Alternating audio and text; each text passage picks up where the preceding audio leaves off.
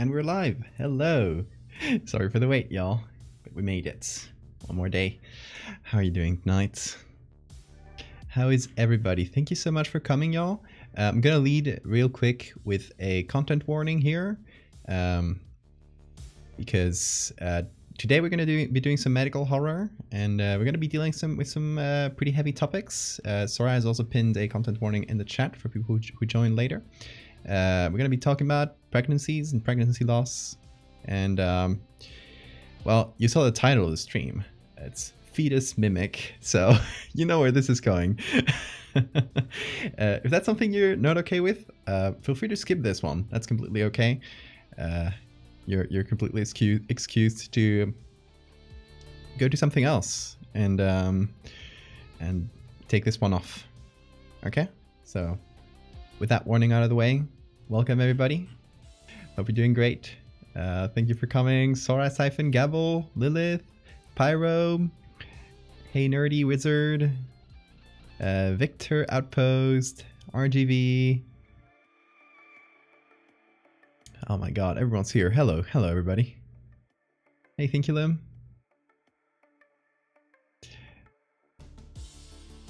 I gotta make myself promote out of the gate. Well, I'm gonna tell you one thing real quick before we start with the stream. And just a reminder, we haven't started, but thank you. Hey Crows, thank you so much. One self-promotion. I've been thinking of what to do for this month's Patreon postcard, and I think I'm going to be picking an oldie but a goodie.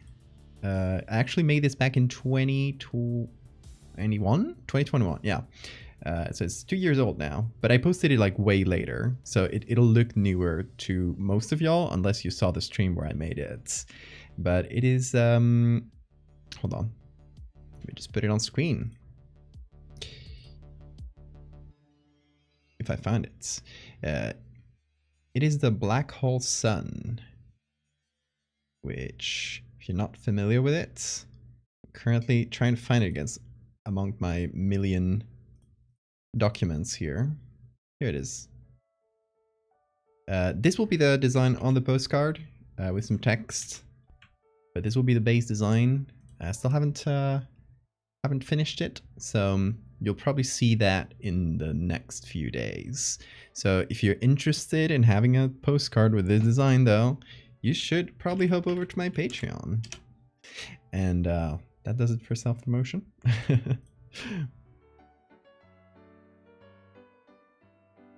Hey Kiwi.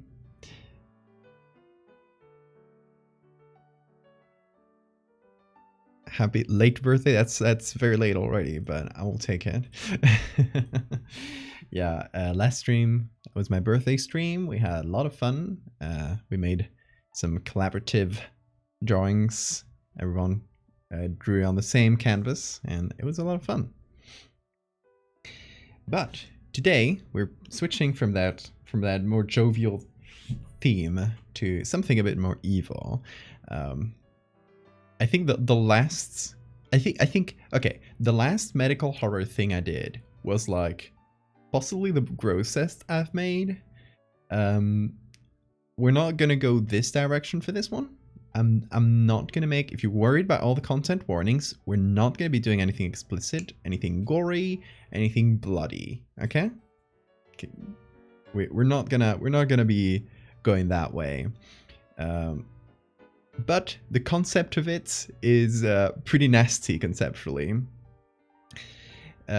Tori Lynn, thank you for the follow. This is a commission by Sora, which is why Sora has been helping me out, like drafting the content warnings and stuff. So Sora commissioned this for me the other week, and we were trying to think of like we're going through a few like body horror concepts, and we eventually landed on this old thing. It's an old idea that's been floating around in my brain, which was simply and plainly a fetus mimic, something that gets inside of you,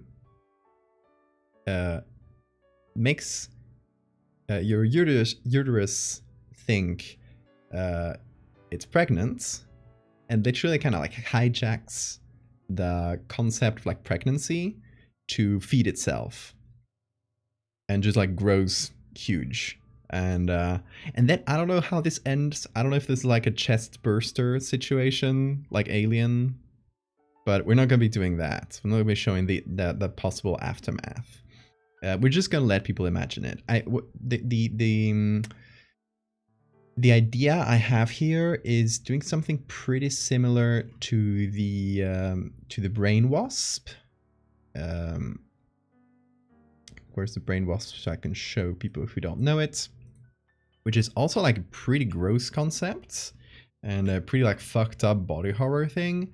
But we're just seeing like a more medical, like sanitized version of it. We're seeing an X-ray. We're not seeing what this guy's brain being eaten by this thing's larva, you know? So that's kind of what we gotta aim for. We also gotta be really sensitive, especially in this one, because if you've been in the worlds in the last few years, especially if you've been in the US, which is like half the people who follow me, there's a lot of discourse and misinformation going around the topic of abortion. So all the pro-lifers, or like forced birthers, as I like to call them, are using like pretty horrible misinformation in order to like scare people out of abortions, right? So yeah, obviously we don't want to give them any ammo, so that's why I don't want to do anything too gross, and we want to do it from a lens that's, you know, it's clearly fantastical. It's not something that could be used in these people's arsenal. That's pretty important. So we gotta handle with care. So I'm obviously I'm non-American, or I'm not like in the front lines in this topic. There's not a lot of like abortion discourse going on in Spain. There was years ago, but when I was younger, and I didn't really like follow that. But yeah, I'm counting on y'all to like, hey, if something concerns you, like, hey, this could be like used as ammo for pro-lifers or stuff like that. Let me know in the chat. I'd love to participate, like collectively. Keep an eye on this, okay? But yeah, Sora says, my idea resonated super hard with me because my inherent fear of pregnancy. It's something that's kind of, there's an inherent like body horror element to pregnancy that I think is super interesting. And obviously I'm not a person that's capable of being pregnant, but so obviously I don't have like personal experience with that, which is again another thing I would like you guys to pitch in if I do or say anything that's insensitive. But yeah, it's something that's always like felt like, I don't know, like something growing inside of you and your body changing in this many ways. It's just kind of body horror inherently, isn't it?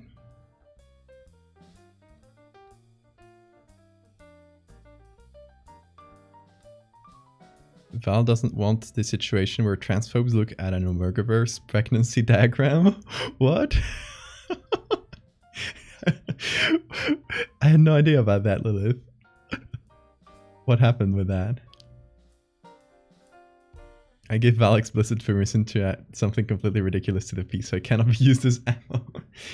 We'll see how we do it. But I think mostly we gotta make it so that if you take the picture out of context, let's say one of the things I was thinking about is an ultrasound, right? If you take that out of context and telling people that this is like a parasitic pregnancy, people won't like immediately think, oh, this is a pregnancy, right? So And that's the kind of thing, the kind of way we got to be thinking.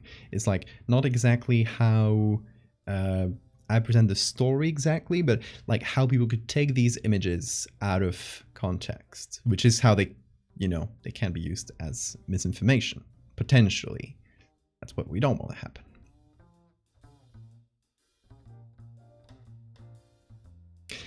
Personally, I feel like a parasitic fetus that would literally kill a host is more of a case for abortion against it. Yeah, absolutely. That's kind of like, that's one of the metaphors we want to be hitting on. This is like a pro-abortion message. This is, in a way, it's saying like it's it's like this thing you don't want is growing inside of you. It's, you gotta get rid of it. It's like that's like the I think there's a parallel to be drawn with like a pro-abortion message.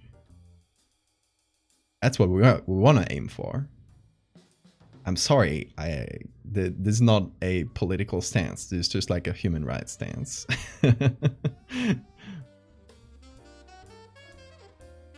Pregnancy is sheer body horror. Your body partially stops being fully yours and prioritizes a bunch of cells developing inside of you within a set amount of time. Exactly. And I think you can like really increase that if those cells are not like you're like a thing that was conceived out of you. It's like completely external. I think it can like really enhance like the inherent body horror of it.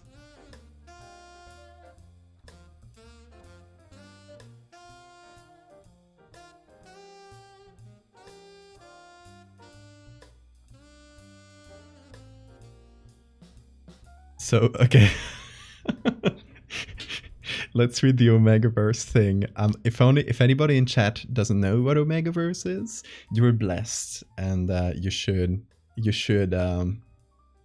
probably keep it that way. But the Omegaverse is kind of like a fan fiction trope, I guess, or a series, a genre, possibly, which is really strange. Okay, so Omegaverse has MPreg, male pregnancy, and I'm reading Lilith's message here. And someone did one of those pregnancy diagrams where you see the pregnant person bisected to see the organs. The Omegaverse version was of a pregnant person with a penis. Somehow that piece of art escaped the Omegaverse fandom, was stripped of its context, and then repurposed to be like, they want to implant wombs into men. Oh my god. That's wild. Exactly, that's what we don't want to happen. There's a thing on the internet called context collapse. Sorry, I'm being really slow at catching up with the chat, by the way. It's just like interesting topics. There's something that happens very easily online called context collapse. And it happens very often with my art. So it's something I got to try to be mindful of. And I've sometimes failed at. But context collapse is when you got an original... Like Twitter is a great example of this. You got an original tweet that had its own context and its own audience. In this case, a horror story told to an audience of horror, like people who like horror. And when it's only in this audience, it works perfectly well. It's perfectly tuned to its audience. People know this is fiction. Then suddenly it gets retweeted by a really big account that suddenly like beams it to a completely different audience, people who do not have any of this context, and something called context collapse happens, where now you got like someone who could be like my mom seeing this post and being like, oh, this sounds authoritative, it must come from an authoritative source. They lack the context and then they believe it. And that's something that you can play with. Sometimes I played with that, and it's kind of the inherent like unreality of my art. Sometimes something you want to avoid if it can lead to misinformation. So you got to try. I always try to correct for it in some way. So that always like you got the post that exists within its own like fictional reality, and then like outside of it, I never treat it as real. So that people like can snap out of it really easily. If they just read the second tweet, they see like, oh, this is art by this guy, it's important stuff. Context collapse can happen, and it can happen much more easily if someone like actively strips it from that context. So if they took that Omegaverse screenshot and they posted it somewhere else, somebody saw it without the context, and it started spreading with the lack of that original context. Anyway, speaking a lot.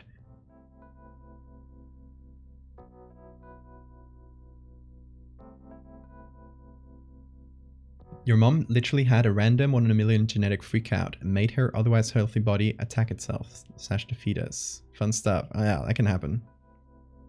Pregnancy has a lot of strange stuff.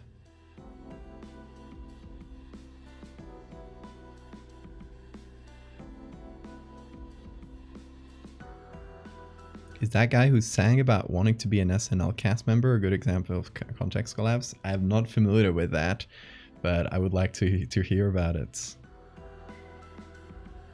Your mom had to get a C-section for all of her 5 kids. Because we're all too big to push through. Endanger her to give natural birth. Yeah. Yeah, that's very common. My mom as well. Me and all my siblings were C-sections. I remember when your art good community noted on Twitter. Exactly. That's a perfect example of context collapse. When like people who saw it felt the need to correct it, because at that point to them it didn't feel like art, right? They didn't see it in that context. I remember seeing this exact image whilst brain with context collapse. It made me follow you. Well, thank you. I think it's also like, I don't think it's an inherently evil thing, context collapse. I think it can be played with, and I think it's part of what makes my art unique in a way, is that it can work like that. It can lead people to believe in this like weird horror fantasy for just a minute, and just like living that little fantasy for minutes, and like make people believe that we live in a world that has a lot more mystery to it, even if it's just for a little while. I think that's kind of beautiful. And so yeah, I don't think it's inherently a bad thing or an evil thing, if I made it sound like that.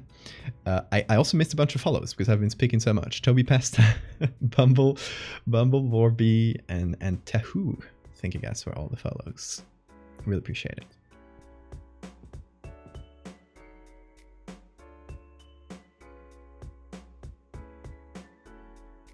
Guy made a silly song, people took it outside its circle and took it seriously and called it cringe. Oh yeah, that happens a lot.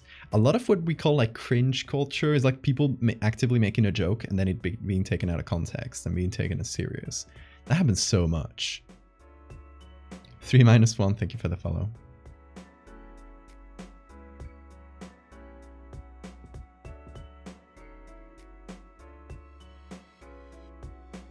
Love spreading misinformation here, folks.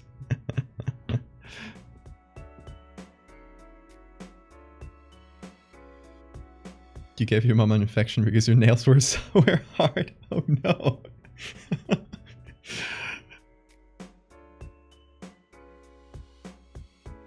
Hey, Lark. Okay. Now that we've set the topic for today's stream, we got a few things to decide. Obviously, like, Sora is the one who commissioned this, so Sora gets a final say and preference over what we end up making. But okay, I had a few ideas. I searched for a few photos. Let me show y'all.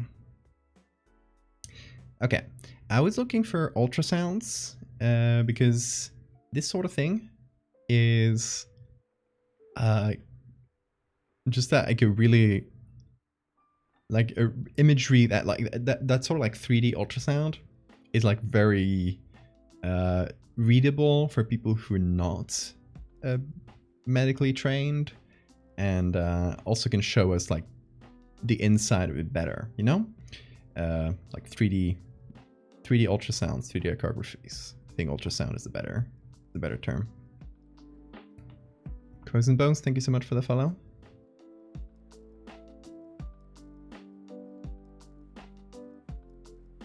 Horses are born with feathers on their hooves that fall after birth.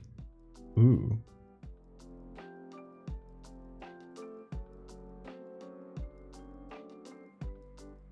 You're one of the first 3D ultrasounds? For real? That's so cool. Okay, so I was thinking of ultrasounds, and here we have an example of just a regular 2D run-of-the-mill ultrasound. This is,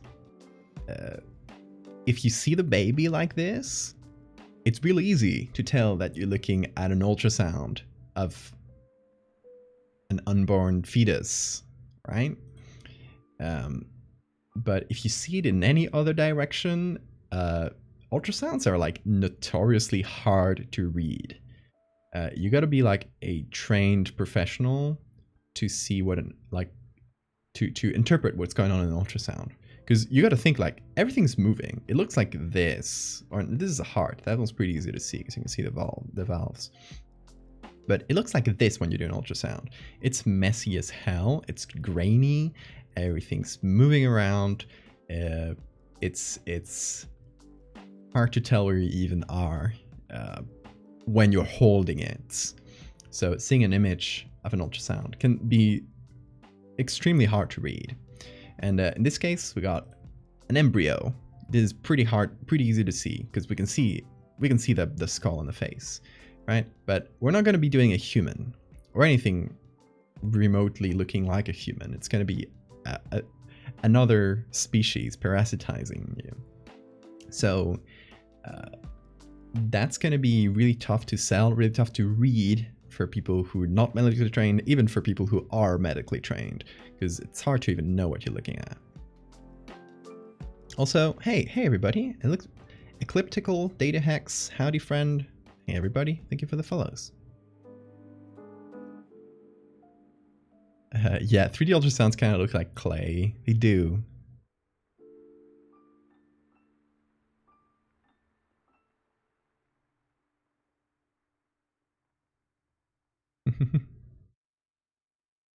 Oakfee, thank you for the follow.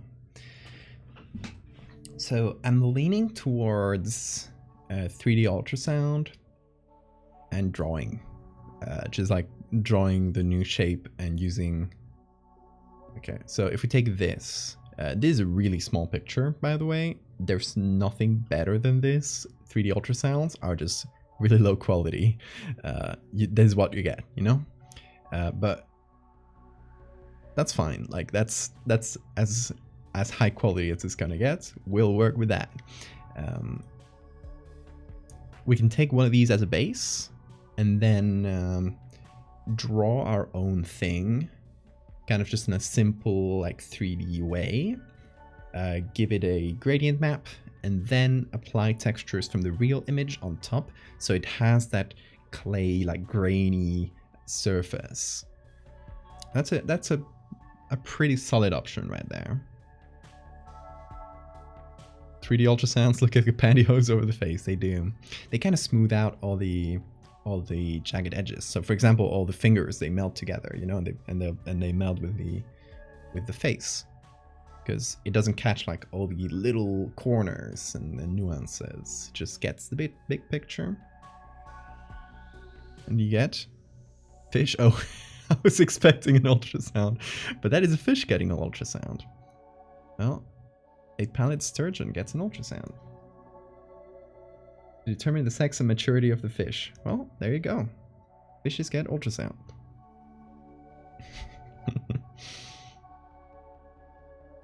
Mostly looking in Wikimedia here, because if you want medical images, that's usually the best place to go. Oh, the face. It's kind of creepy.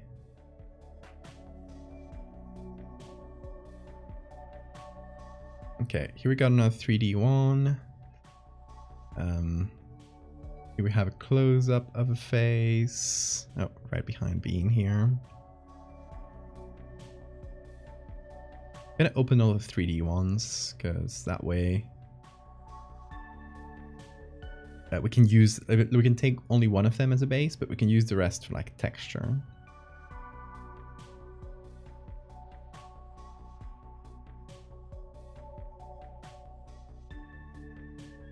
I was also thinking, okay, so I'm trying to like put my medical cap on and trying to think like, how would you diagnose a a uh, a parasite fetus?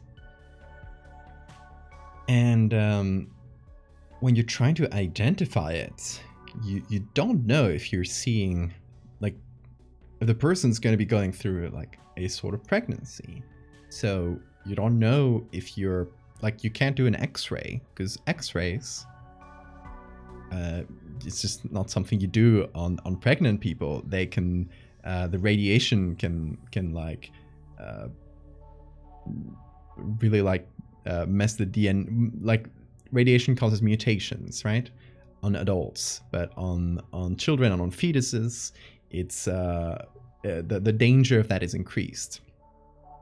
So you don't do anything with x-rays on a pregnant person, because it can be a danger to the fetus. So obviously, if you were trying to diagnose that this is a parasite that's lodged in there, you wouldn't do an x-ray or anything with x-rays, because it is, you run the risk of, if it is an actual pregnancy, you're going to harm the fetus. Fetus parasitus. Are there any examples of parasitic fetuses in nature? Yeah, Oak says parasitic twins, but I think with Victoria means it's like another species doing that. I don't think so. Not that I've ever heard of, but the animal world is like so fucked up that, hey, maybe. There are cases of, yeah, fetuses implanting outside the womb. That's like an ectopic pregnancy, it's called. It can be really dangerous. But yeah, no, we're talking about like another species parasitizing the womb. I don't think so. Most of all because they're like, mammals have not existed for that long. So, like, in the grand scale of things, right? Mammals are like one of the latest like branches of animal evolution to appear, and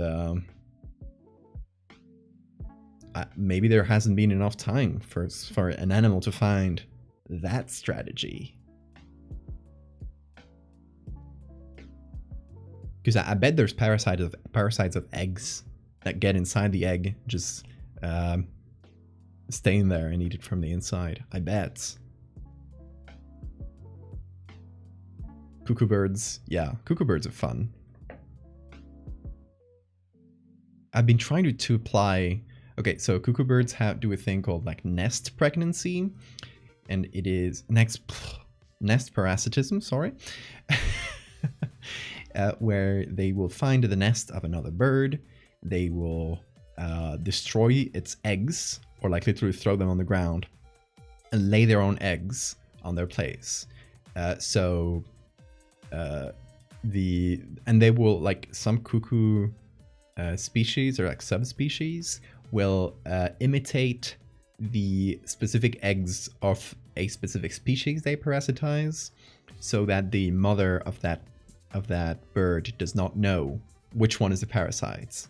And when they're born, the cuckoo bird will usually be develop faster than its siblings, no, fake siblings, you know, and will usually like eat more and get bigger. So eventually, like, it'll like monopolize all the food that the parents bring, and kind of kill off the other like non-siblings. So brute parasitism, I think, is the correct term. So those are fucked. I love that. I love that it's kind of a more psychological parasitism, where they're not like being parasites of the body, but of the kind of the social structure. I like that a lot. I want to apply that on a creature at some point.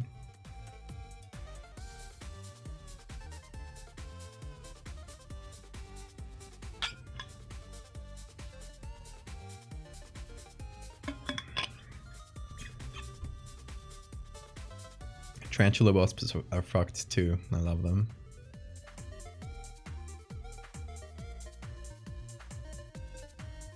Would this work? Let me see.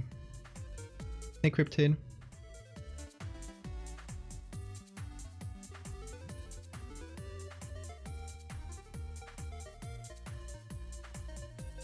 If the cuckoo egg is taken out of the nest, the parent will come back and kill the rest of the eggs as well. Oh my god.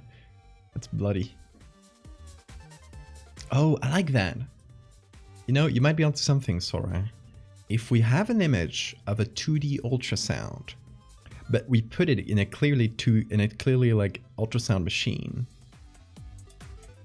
it can give it the context necessary so that people know to interpret, oh, there's an ultrasound, right? Because if you show this, or not this one, because this one's pretty obvious, but if you show this to someone with no medical training, they'll be like, what the fuck am I looking at? Probably.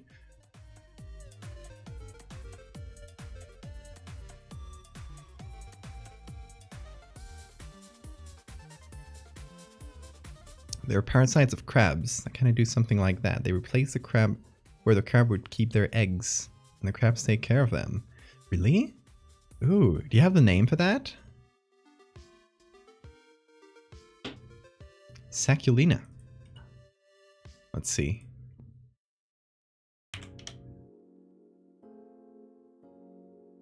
Barnacles. Fucked up little beings. Parasitic castrator.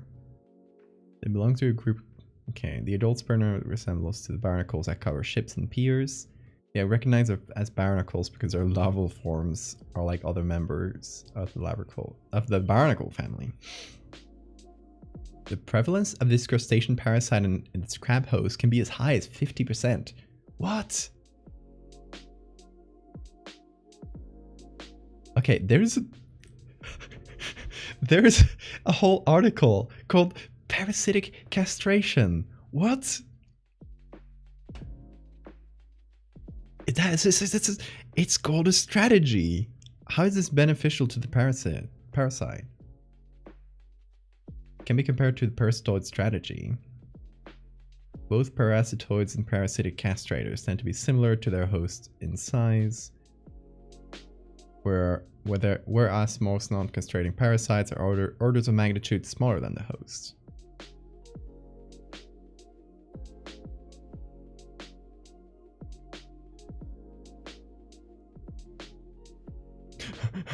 Okay, there's hypercastrators.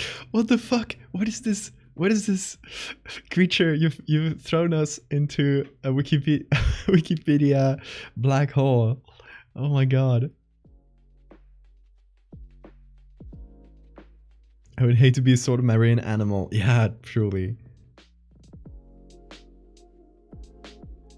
Hypercastrator is a hyperparasite that castrates the parasite it parasitizes.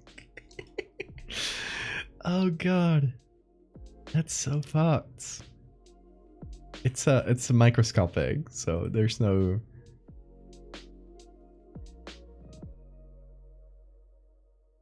There's trematodes.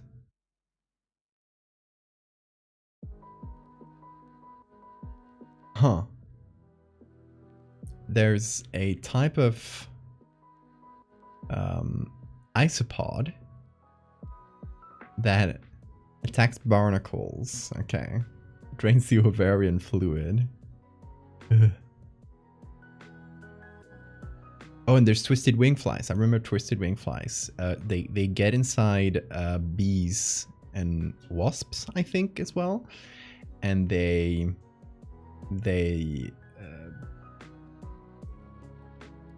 yeah, exactly. The females produce no eggs, but instead disperse the eggs of the parasite. So we do have pretty good examples in nature. Not in mammals or in like bigger animals, but this happens in like crustaceans mostly, and insects. And aquatic crustaceans, okay. And in plants. Oh, it's an ant that sterilizes plants. Okay, but that's interesting. The way, the reason why this is a strategy is a parasite that ends the reproductive life of its host theoretically liberates a significant fraction of the host's resources, which can now be used to benefit the parasite. The fraction of intact host's energy spent on reproduction includes not just gonads and gametes, but also secondary sexual characteristics, mate-seeking behavior, competition, and care for offspring. Infected hosts may have a different appearance, lacking said sex characteristics, and sometimes even devoting more energy to growth, resulting in gigantism. The evolutionary parasitologist Robert Powling suggests that parasitic castration may result in a prolonged host life, benefiting the parasite. That's really fucking interesting. They literally, they castrate them so the host can like stop focusing on like reproduction and grow larger and live longer and benefit the parasite. Isn't that fucked? I love that. Okay, thank you for the follows to Lotte hoping I say that right. Arfen and Lucian. Thank you guys. Welcome. It's me, the guy that always spots your logo. Hell yeah.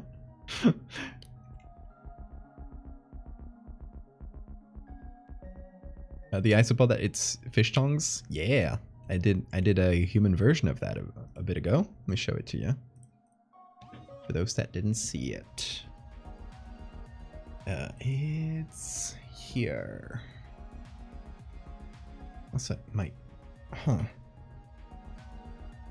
LED light is kind of flickering. Don't turn off. Let me see if it's well, hold on. Let me see if the cable is well connected. The LED light started flickering a little bit.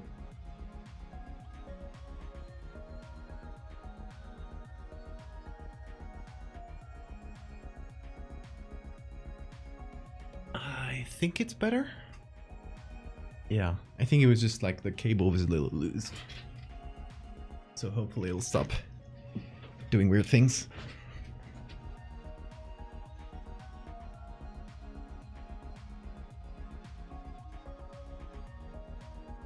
How good can evolving into a crab be if you can be hyper castrated? Castrated crabs terrorizing humanity.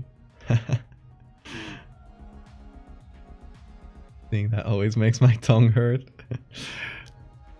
Same, but I think it would be pretty fun. Like, this little guy would have to help you. Would have to take the place of the tongue. So it would be like a little buddy. You would lose the ability to speak, but maybe you could train it to speak for you.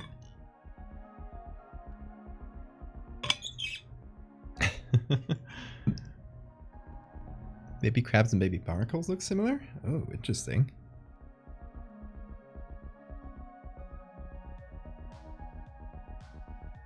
Sammy Whammy, Mr. Moon, thank you for the follows.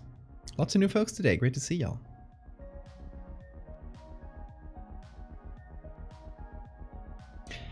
Okay, let's get out of this Wikipedia rabbit hole. It's been fun, but honestly, like these are like interesting concepts that we can pull into this parasite.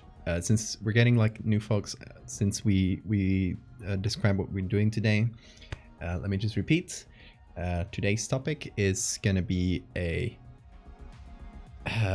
well, the concept is like Fetus Mimic. It's a parasite that gets inside a womb and kind of activates the mechanisms of pregnancy, so it can use all the resources of a pregnancy to grow like super large.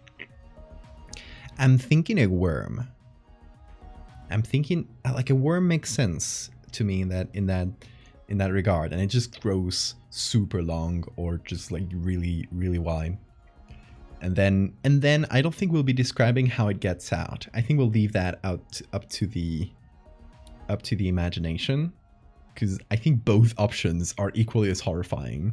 It's like bursting out of there or like having a quote unquote birth. of a parasite are both equally horrible.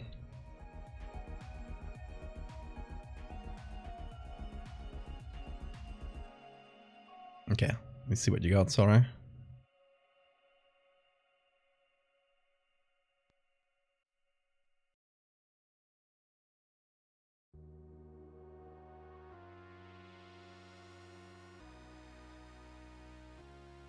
Sort of urchin?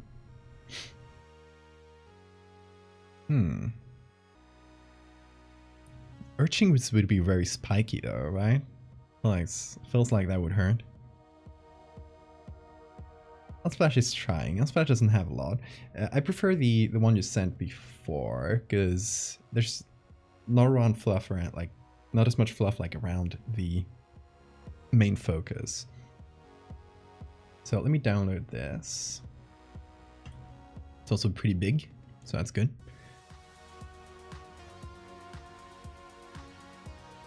If you go with worm, you got to make it related to that parasite that you can only get out by pulling it out of your leg. Yeah, the... Oh god, guinea worm I think it's called? Is that the name? I've been mixing it up. Let me do a quick search.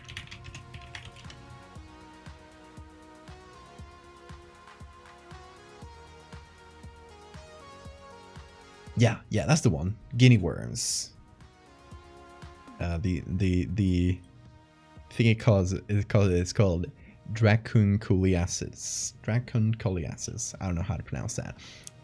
Yeah. They try to get out through your leg. Pretty fucked. But yeah, if we go with worm, it could be like in that... because we'll have to try and find a species name and just like a place on the tree of life for this thing, which is always something I try to do, just like find a genus where it would fit. And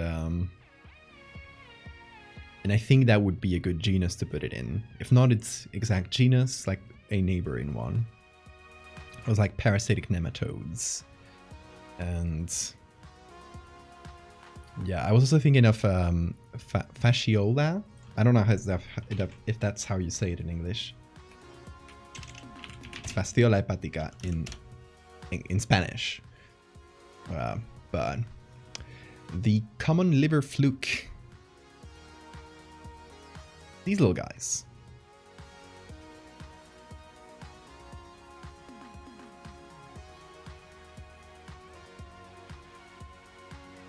Which, oh, their intermediate host is a snail. Interesting. They usually affect like sheep and stuff, but if you eat an algae infected with it, it gets into your liver.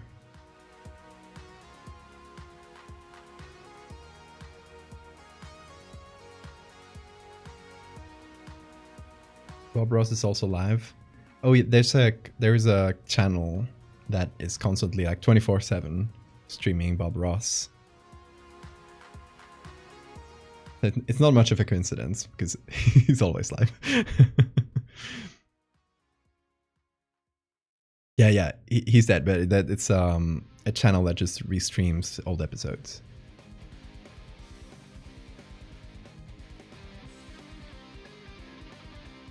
You don't know if you'll be able to stick around for a parasite bit. We won't be getting too explicit, so don't worry, Sora.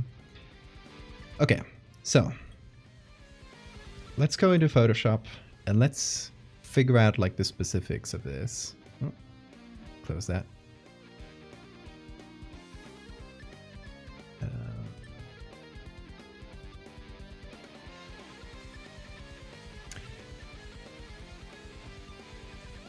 Option A is having this as a sort of base so people can see that it is an ultrasound machine. And just kind of give it that little bit of context. And we can change like letters and stuff here.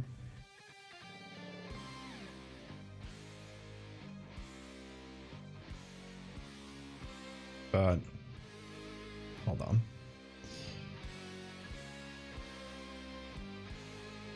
Let me do a quick selection.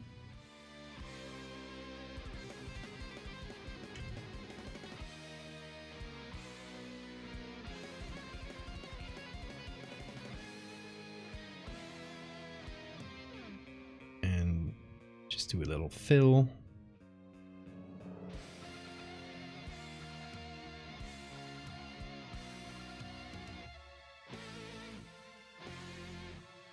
Okay, so we can have this, and then we use the space here to put our ultrasound, a 2D ultrasound.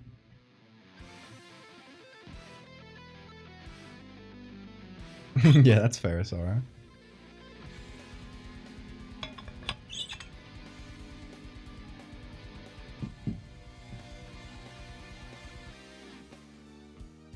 I feel like it makes sense, Crows, because if you love pregnancy and horror, it means you understand like the inherent body horror of it.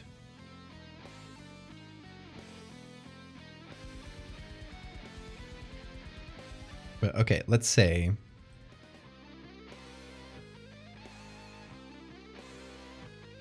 we got an image of a 2D ultrasound like this one, but with our parasite instead. We save this one. I mean, we would remove the embryo, but at least all the tissues around it would be correct, so it's better to use that as a base.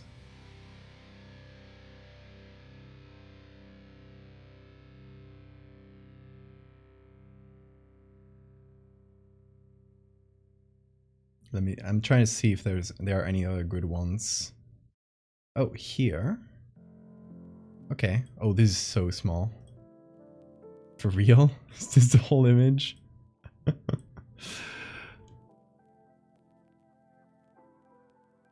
Not very useful. Okay, here we got another one. Seems similar.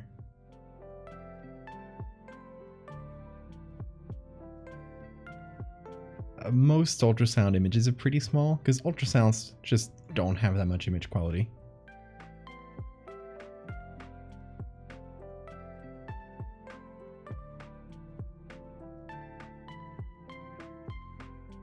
I'll forever be upset at how pregnancies are sold as this beautiful event. I'm like, no, it can go well, but things don't go well every single time. Yeah, it can be really scary.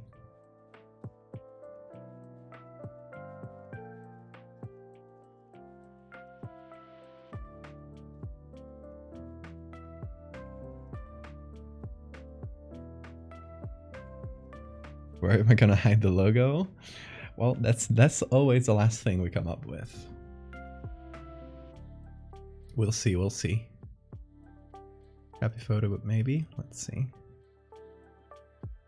The thing about this one is that it's a printed ultrasound, so it's on paper.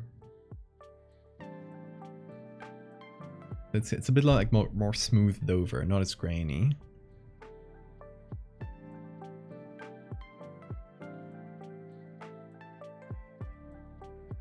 This is just a really bad photo.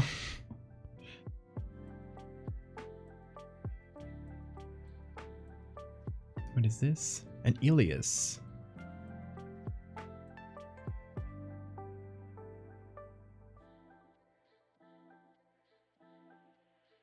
Did I get this one? This one seems good.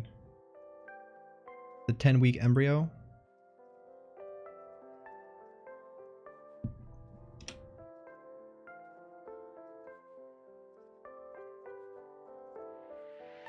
This is a very small one.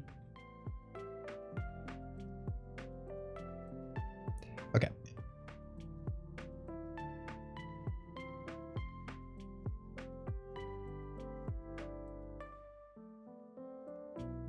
Oh.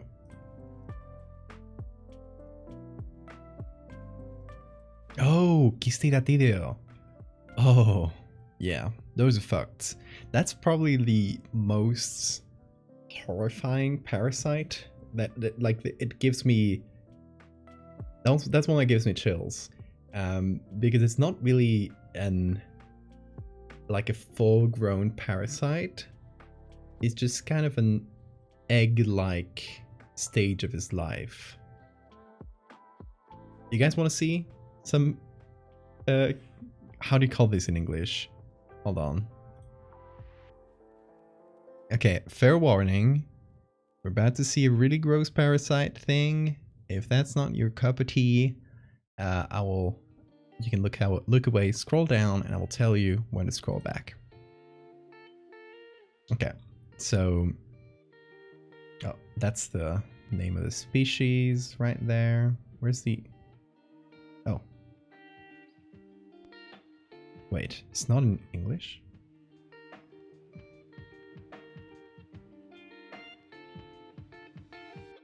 There we go. It's called Echinococosis. And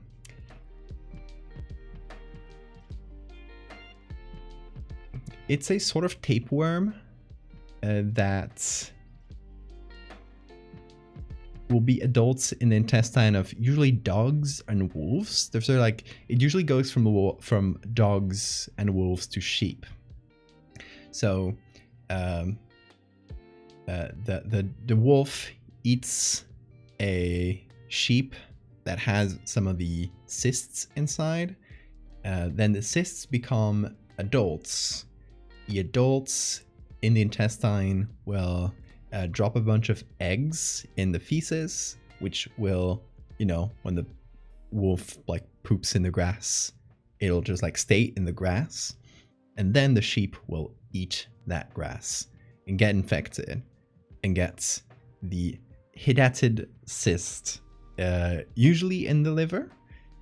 But if someone were to eat something contaminated by those eggs, they can get the cysts in their liver.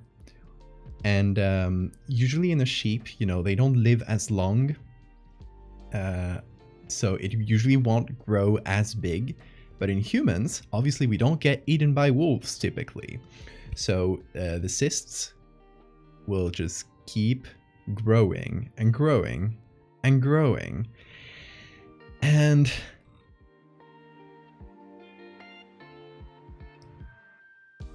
this is what it might even end up looking like. This is like half the liver is being taken over by the cysts. Here you can see it with contrast. Oh, it has to be surgically removed, yes.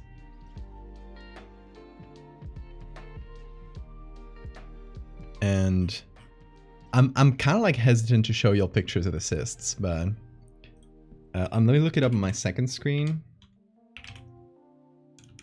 so that I don't show you something super gory. But I want to show you a picture of like the cysts on their own, outside the gore.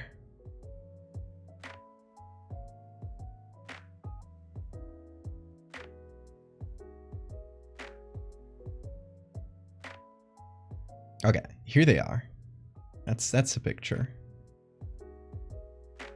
Okay, it's a pretty small picture, but you can see what they look like. So they're like a big cyst, and inside of them they're just like all these like smaller units. There's something that happens if you operate on this, because you got to remove them surgically. They're basically like a closed cyst, and all the parasitic stuff is inside.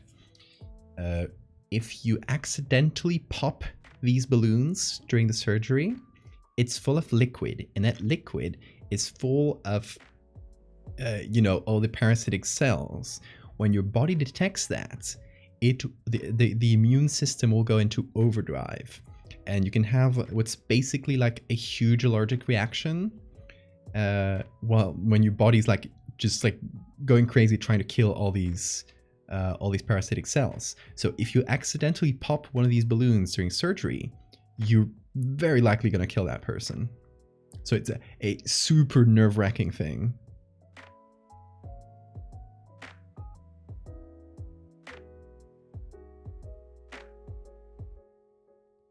So there you go.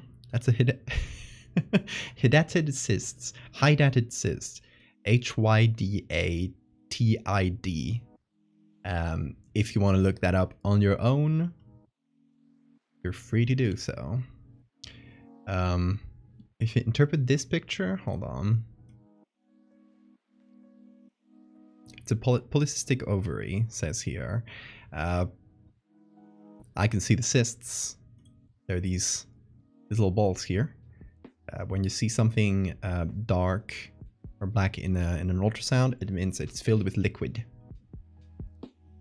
So that's the ovary, and it's all around those little cysts, which polycystic ovary. I would not have been able to tell you if I didn't have the title. That's why ultrasounds are like notoriously hard to interpret. They kind of just got to tell you. Yeah, that's a hydatid cyst seen in the ultrasound, really close to the surface, so pretty easy to see. You can see it's all black inside, so it's just like mostly just liquid, except for the walls.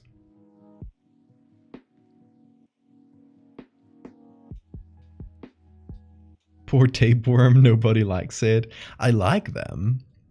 Not in my body. Not in my liver, please. You've heard the cycle of life? Now get ready for the cycle of echinococosis. Exactly, they can exist, just not in me. Parasites are valid life forms. I want them out of my body. Okay, so I like this as a setup for our ultrasound. And I've downloaded a few ultrasounds.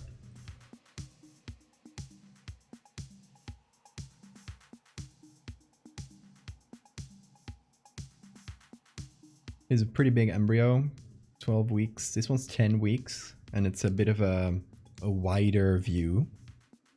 So we can see the whole thing. It's not cut off at the edges. So I might like this better. This one's also pretty good. You can see the whole embryonic sac. 10 weeks is very tiny, yes.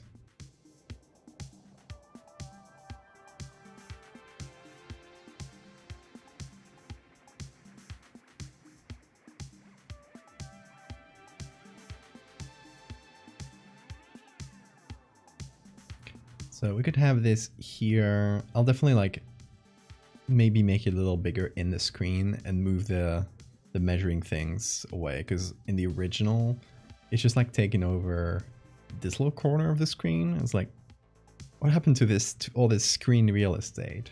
Come on, ultrasound designers, get on this. What the hell?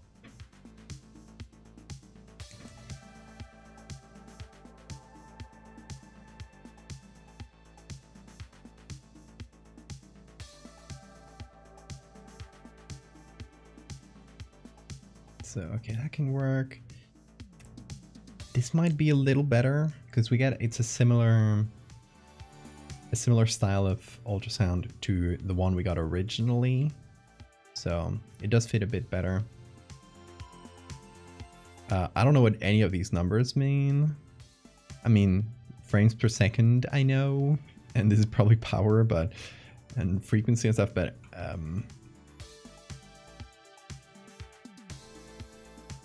I bet one of them means like how open how open it is, how open the view is from like this to a closer one like this.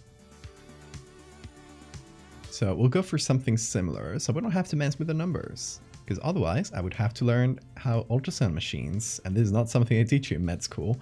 They'll teach you the specifics of how ultrasound machines work, thankfully. So I don't have to learn that.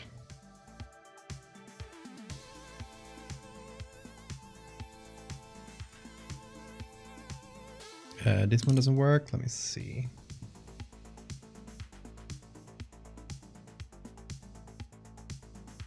Could work, potentially. It's not the best picture. It's a picture of like a screen that's full of fingerprints and stuff.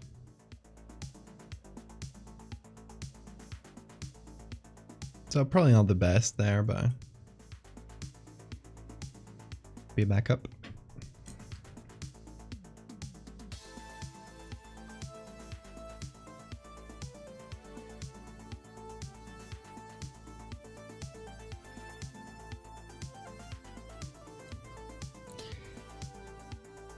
this one could work pretty well.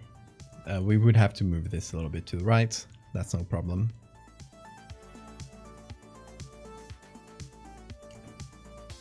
And we move heart from here because we are not looking at the heart.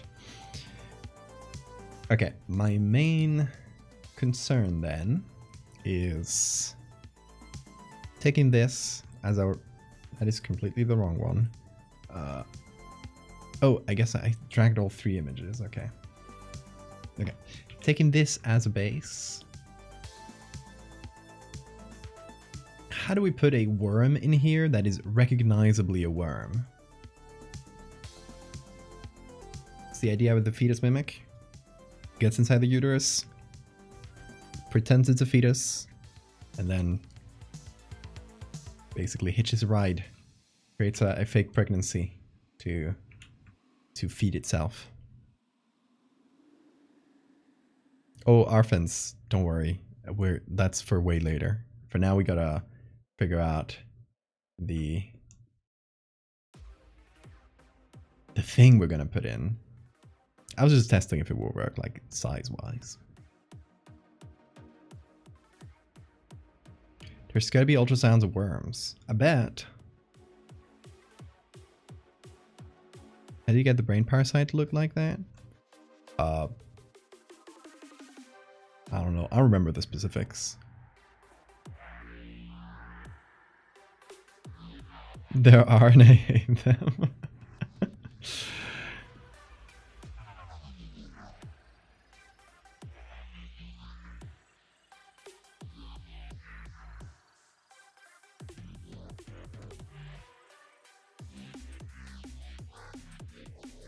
Okay, for now, just clearing out the space. Yeah, that's the thing. Are there any worm ultrasounds that are free to use? Is the real question. Otherwise, we could just like look at them for inspiration and draw our own.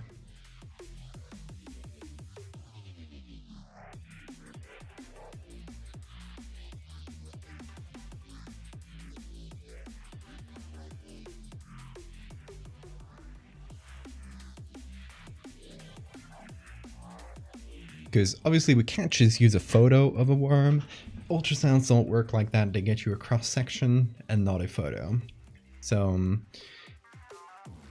okay, in my thinking, the way I'm thinking about this in my brain is we have one really big worm, and because we could have like one small worm that just does this and just gets longer and longer and longer, like a super long tapeworm, but it's still pretty thin. That would be pretty hard to show in the ultrasound. It would just look like a bunch of little dots, you know? Because we're getting a cross section of that. So probably kind of hard to see, but more realistic. And the one I was thinking about as like potentially a better alternative is a worm. One really big worm that just spirals like this.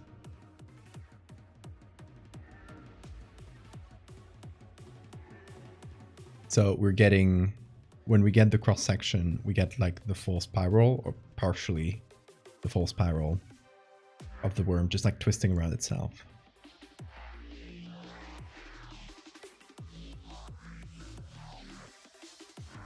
Nematodes under the microscope. But again, like under a microscope, you're getting the full thing. You gotta get a cross section.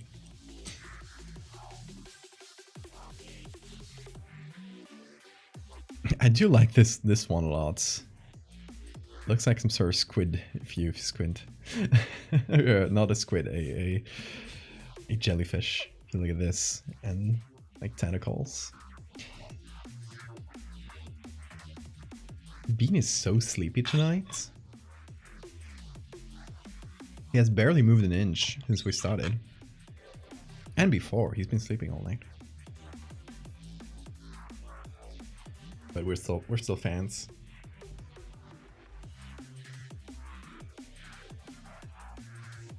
Okay, let's see.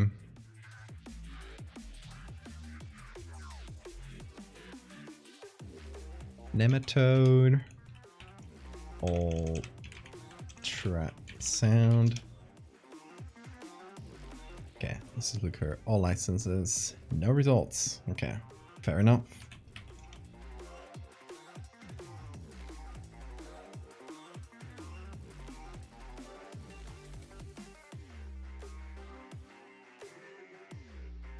Look at it. Here it is in the biliary tract.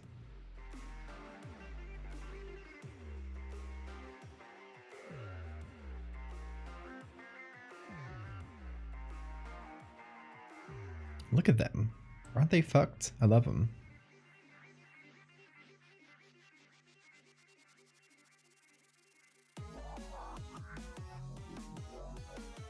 Kind of hard to see there.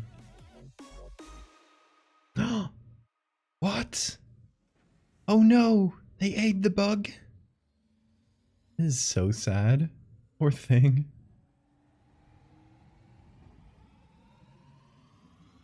So this wouldn't work then? Let's see.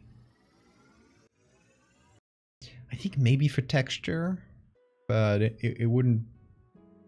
I don't know if we'll need like super specific texture.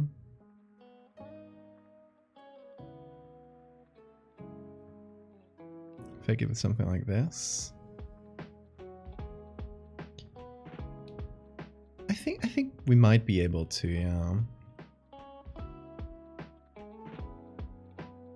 It has some like inside texture since they're like kind of semi-translucent.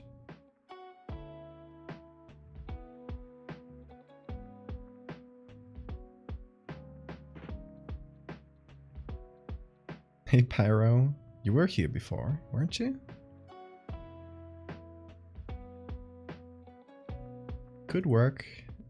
I'm thinking like, I'm trying to think of like what's the best quality, but who cares? It's it's an ultrasound. They have really low quality. What is this? Whoa! Root knot nematodes. It's pretty fucked. And tomato plants.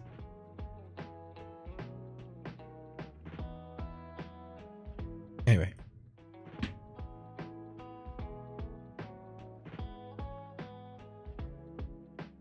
Yeah, some fucked up roots. How babies kicking the womb. Imagine the worm doing something similar. Ugh. Squirmy.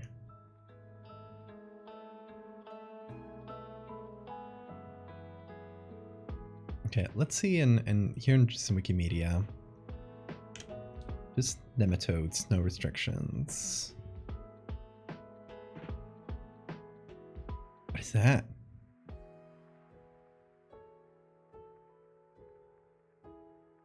That looks like a fucked up mouth. It says a ventral view of the la bolsa, the sac. I don't know what kind of sac that is, but it's pretty fucked.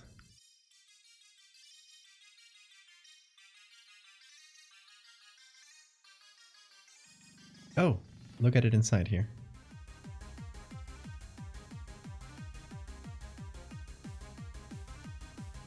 Who's making you hold your belly? Has anyone make the "would you still love me if I was a worm" joke in chat? Not yet, you can claim it.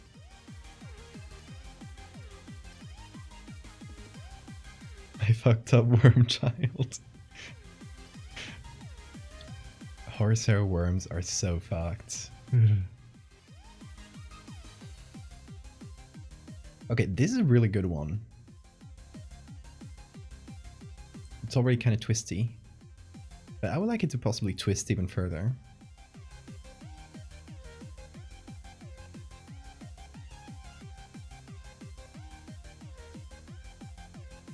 Not a lot more nematodes.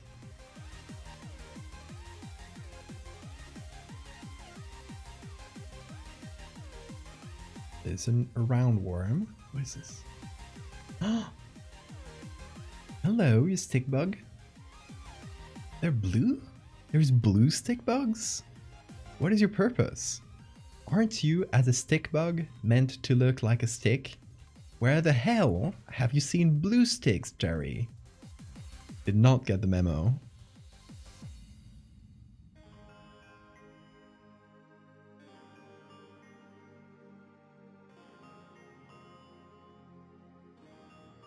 Okay, let's see this one. I like this. We could possibly make it twist further. Is tapeworm pick see-through enough? Ooh. Tapeworms are fucked. They're just like a million segments. And every segment is the same. They just like each segment keeps growing and pushing the others to the back. Until they're just like dead husks full of eggs.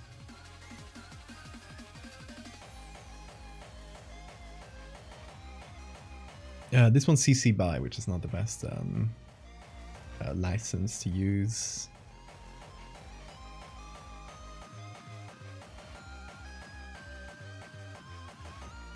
Yeah, if you want to search on Wikimedia and just search for like public domain, you go to this filters here and you select no restrictions.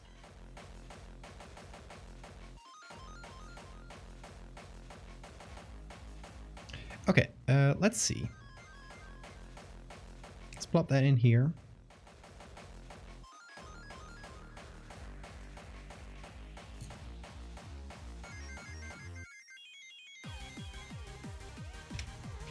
And now, let's hit select subject. Let's hope Photoshop knows how to recognize a nematode. Pretty good job.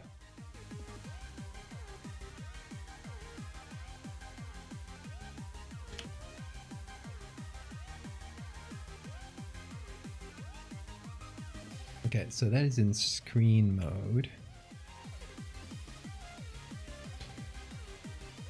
We want to go for something semi-translucent like this, and obviously black and white.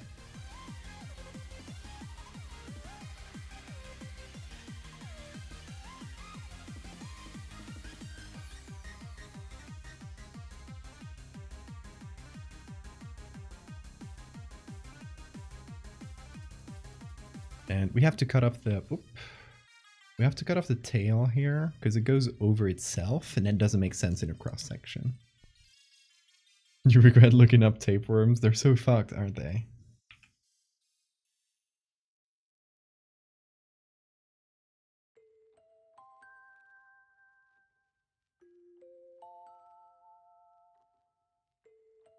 Okay, so here's what I'm thinking. Seeing that this is pretty clearly a worm, like we see this, our brain says worm, I hope. Having a piece of it broken off inside of you might be even worse than seeing it whole, yeah.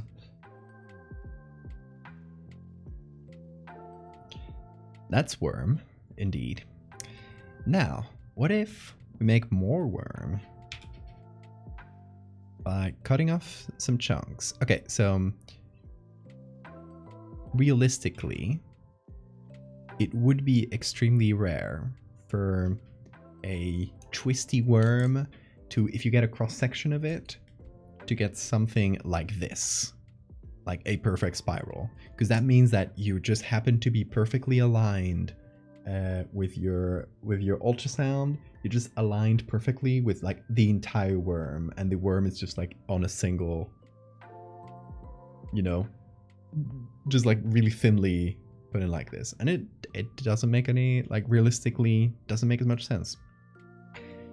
What I would like is to cut it off at some point like this,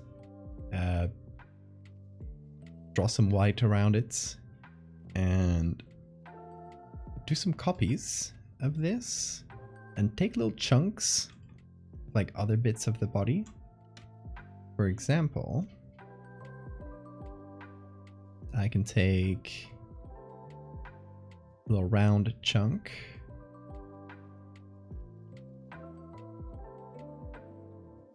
and we'll draw the edges better later, because every edge needs to have this like white covering.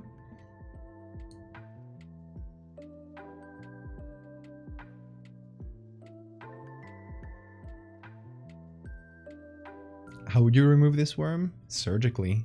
C-section, baby. Yoink, no!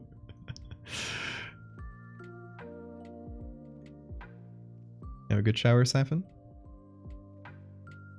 Are we adding a fucked up moth? No moths in this one.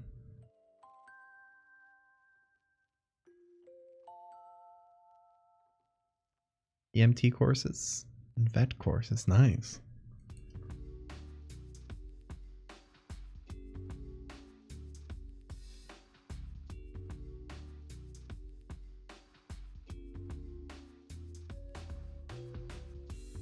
So, okay, what I'm thinking is like, if this is like tightly woven, like a ball of yarn, and you take a ball of yarn and you cut it up in the middle, you would see some like straight sections like this, but you would probably also see a lot of like smaller sections and just like little circles. So for example, we could have this.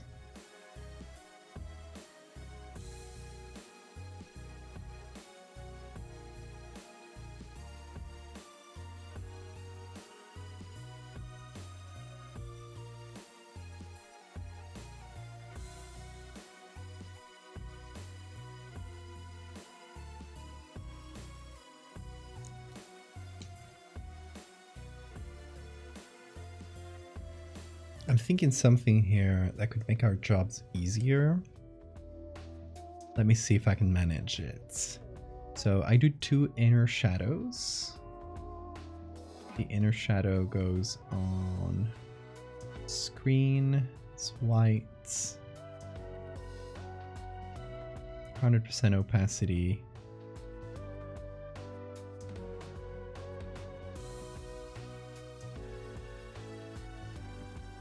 And actually not white, it has to be a sort of light gray. Normal. Yeah. And another inner shadow right inside of that one. That's black. It's a little bit bigger.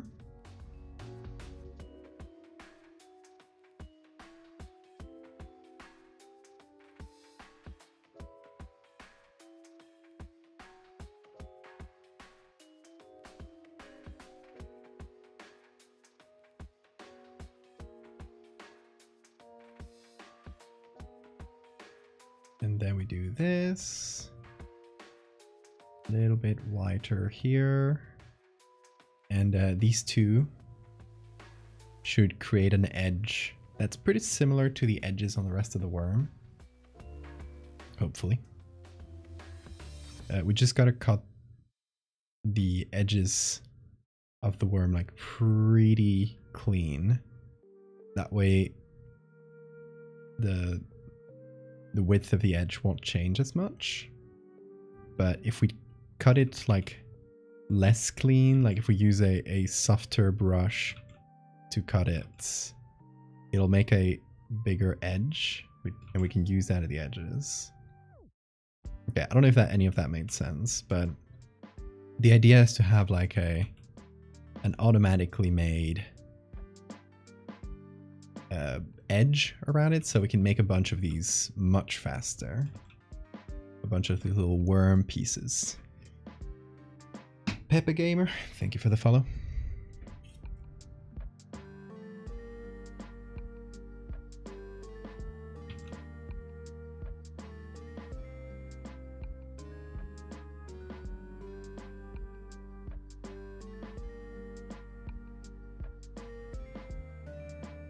Okay, that looks pretty good.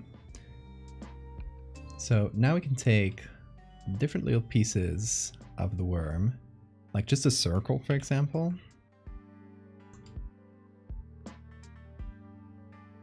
And give you the same effects.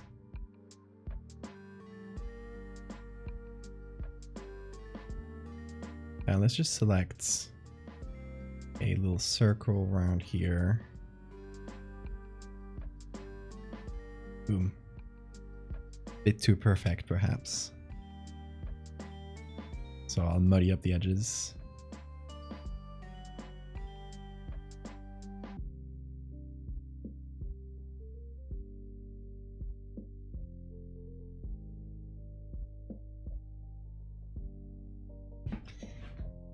Did it break off a section? No, we're seeing a cross section.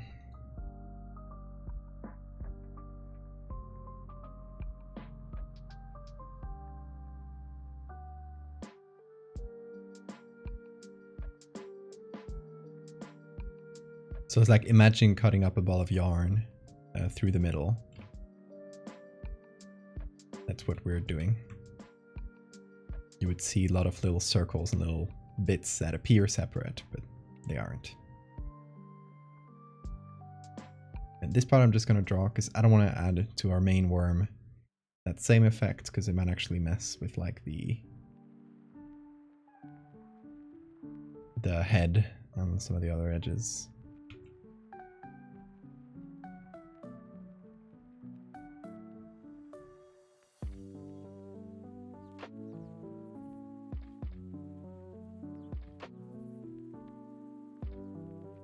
Kind of like this. Let's see.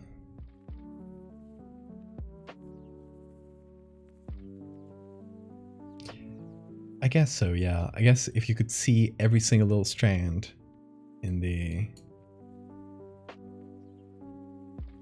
yarn. Oh, sorry.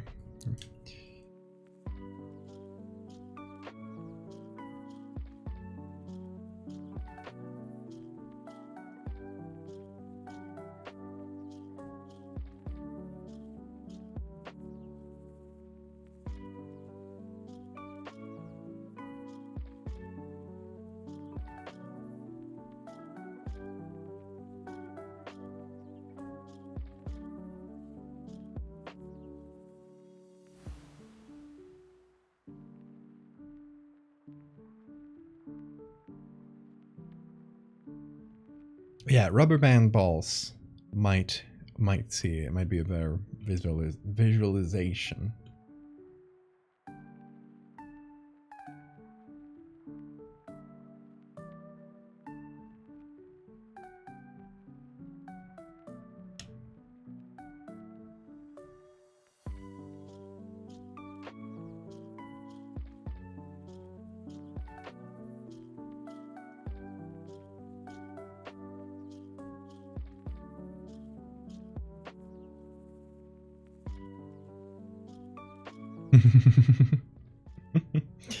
Exactly. I love that the subreddit is mildly vagina. But see, if you cut a rubber band ball in half, you're seeing like short sections. Some of them might be longer, right? Depends on like where you happen to cut it. But most of them are just going to be, and I guess these are like flat rubber bands. So most of them are just going to be the cross section like that, the shape of the rubber band itself. So in the case of our roundworm, a circle. Hey Evelyn.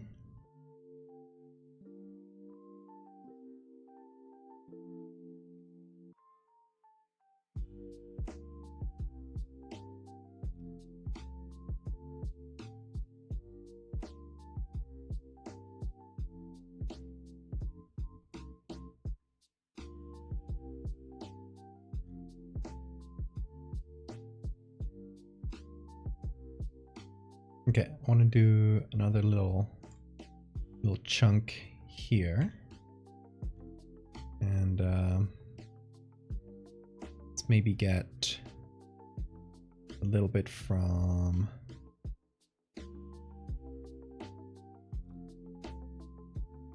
this bit here. Yeah.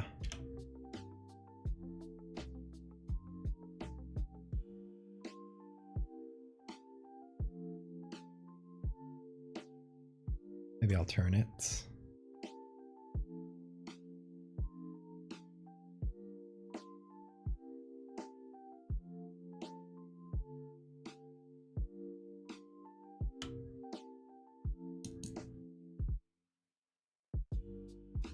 Something like... Oh. That is Scary's cross section. That's fun. That is a microscope view though.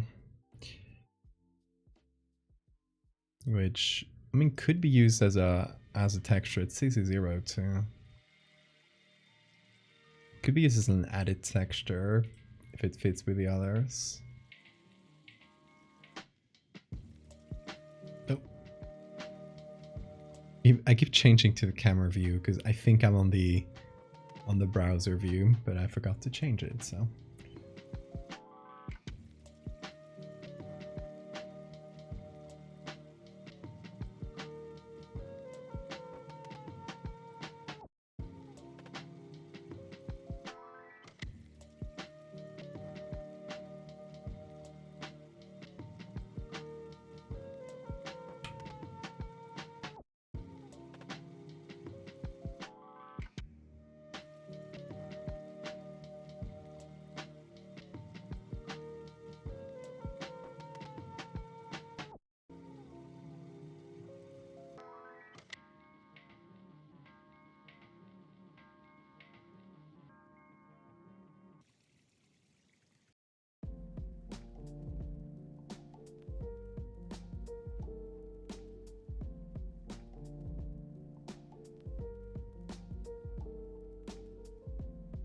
Okay, this ended up being big, so I'm gonna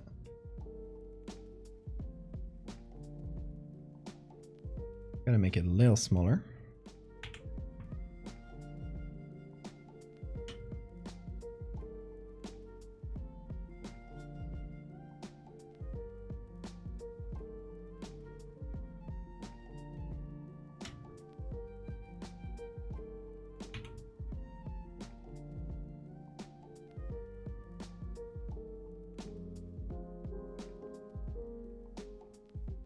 Okay, I might make a longer patch. Maybe I'll take this one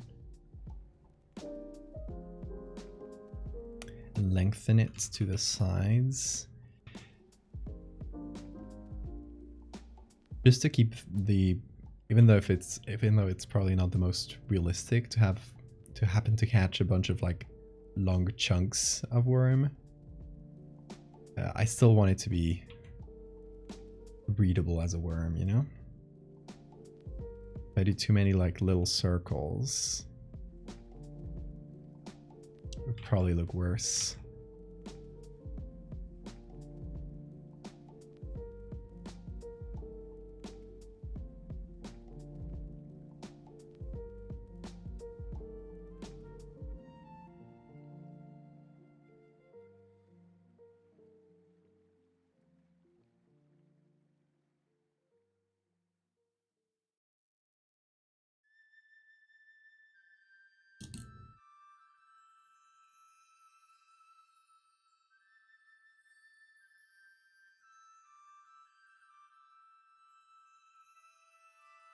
Oh, you got some good chunks of worm there. Nice, thank you.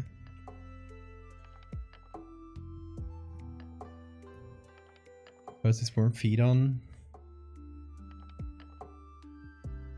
The uterine lining? I would say no. It just like feeds on the blood.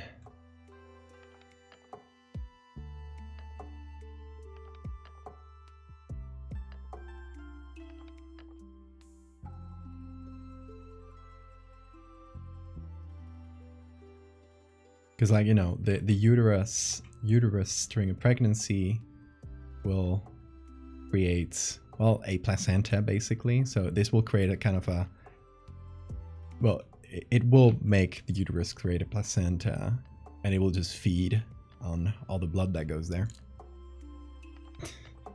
BYOP, bring your own placenta.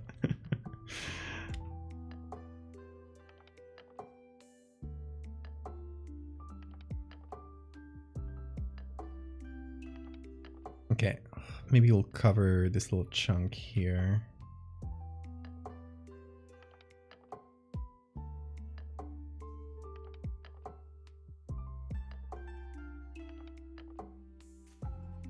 Like this, or flipped.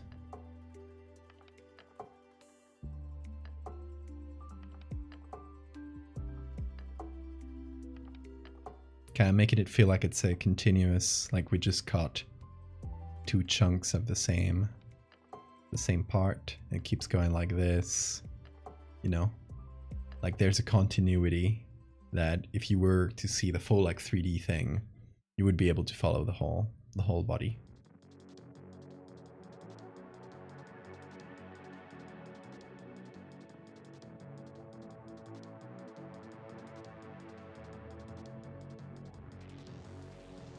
And I guess I remove all the little circles, so I'll make a little circle in this part here.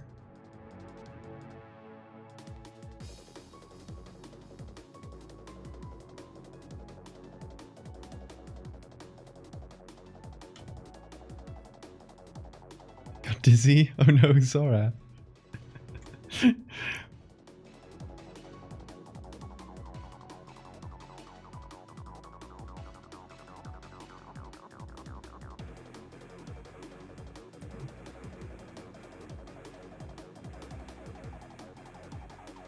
Oh, it's your allergies. I thought it was because this was making you feel bad. I'm like, oh no, I hope you didn't commission something that'll make you feel physically ill.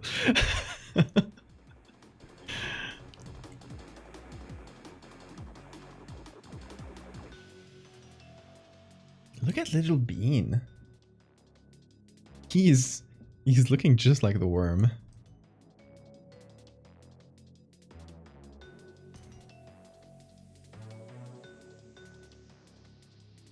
Okay, one more thing I might do.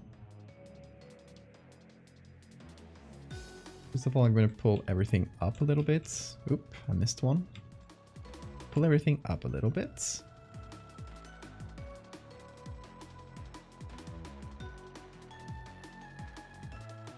Can even rotate it. No, makes more sense the other way.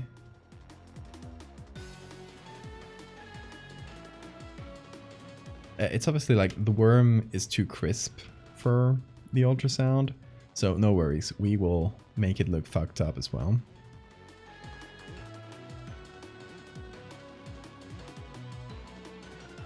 I think Bean would make a very good uterine parasite. My brother started calling our cats flatworms whenever they sit a certain way. I think Bean in this case is more of a round worm.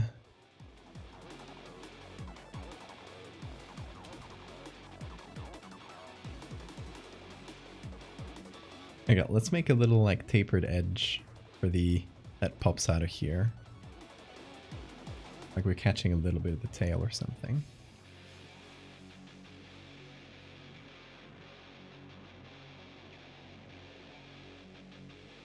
And I guess the real tail is not really visible here, but we can take the part right next to it and cut out a little chunk of that.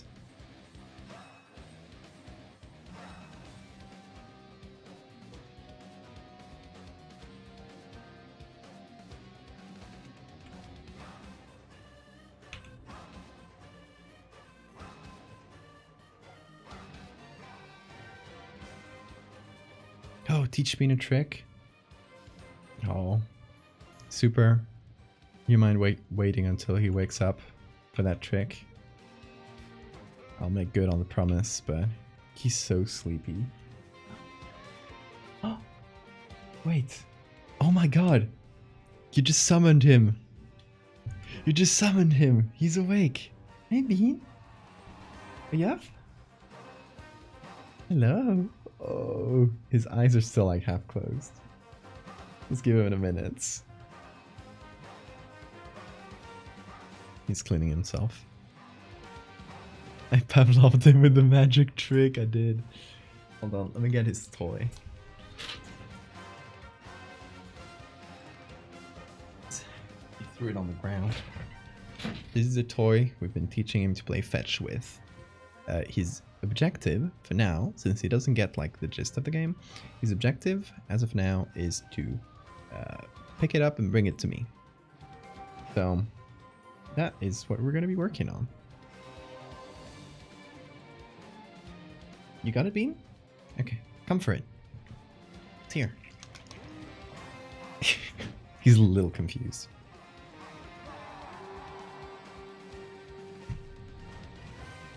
You got this, Bean. My hand will be right here. If you push this towards my hand, you got a treat for you. He's still very sleepy. Oh, here he is. Here he comes. The boy is here. Hello.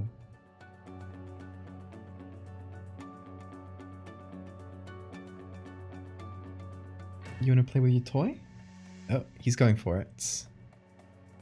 Okay, let's check on the bean. My hand is here. If you take this and bring it to me, you get a treat. You get it? Okay, Bean. We believe in you. We are the Bean Fan Club. I guess it's better seeing here. Hi, comment. Thank you so much for the follow. Okay. Bean, you got this. You are so smart. You're literally the smartest boy in the world. And right in front of you is the ticket to your treat. You only have to bring it to me. That is a Bean shirt. Yeah. It says Bean Fan Club. It's very shitty. It's shitty on purpose though. It has a really large bean and some smaller beans. And it's signed by him. This here, this white little thing with a black scribble in it, is Bean's art. He did it by moving around my pen on my tablet. Obsidian Grove, thank you so much for the raid. Welcome, folks. We're teaching Bean a trick. We're waiting for him to like get the trick. We're trying to teach him to play fetch, so he has to bring this little rat to us. But he's waking up, so still doesn't get it. Thank you for the follow, Hollow Dragon. How was your stream, Obsidian? Okay, Bean. Come on. Just pick it up. Pick it with your mouth. There you go. Oh, you're doing it? Okay. Bring it to me. You can push it with your hand as well. That's fine too. You just gotta understand, in this little head of yours, you just gotta understand that you gotta bring me this. He's struggling a little. Come on, little man. He's just looking at it. It's like, I don't get it. I don't know.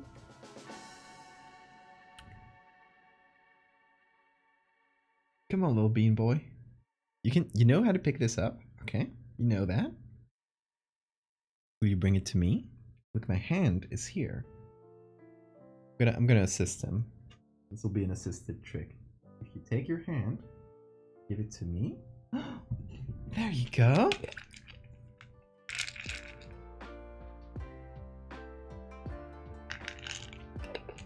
Very good. I had to assist him because he was struggling. Okay, we will leave this here. If he does it spontaneously, we'll give him a treat too. Back to the body horror. Back to Parasite Worm.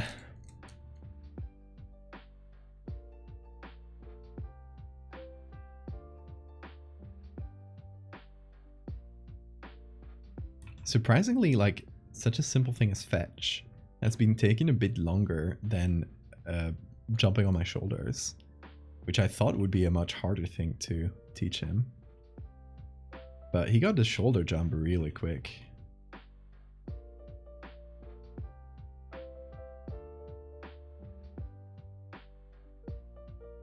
Okay, I will... Whoa, big stretch. I'll create layers from the inner shadows here.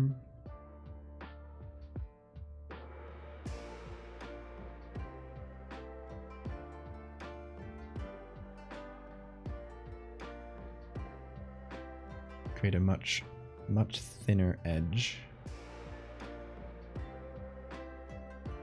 because we're on the tapered edge of the tail.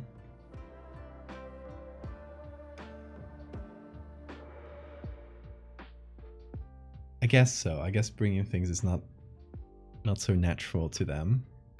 I've seen cats that play fetch in the past. I believe in Bean. He will learn.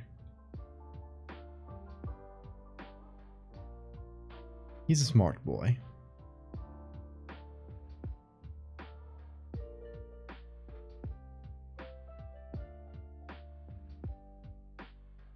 Bean, we believe in you.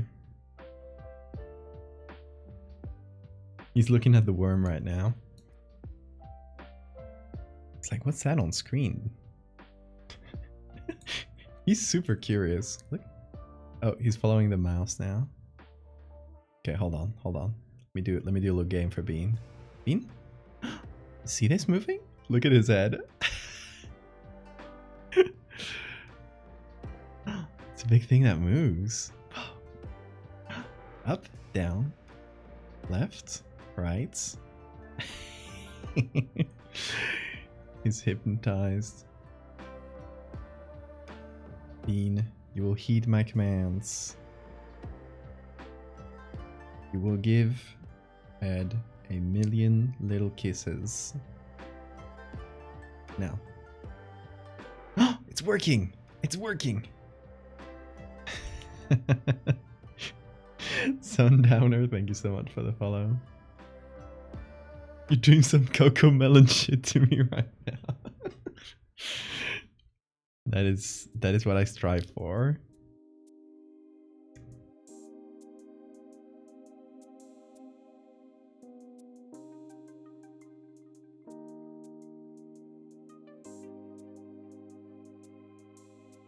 Me?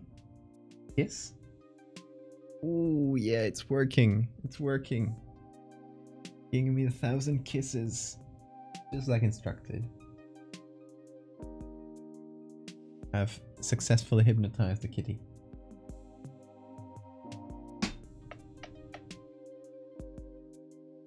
Good boy. You wanna get up on my shoulders? You wanna get up? He's thinking about it. You wanna get up? Here.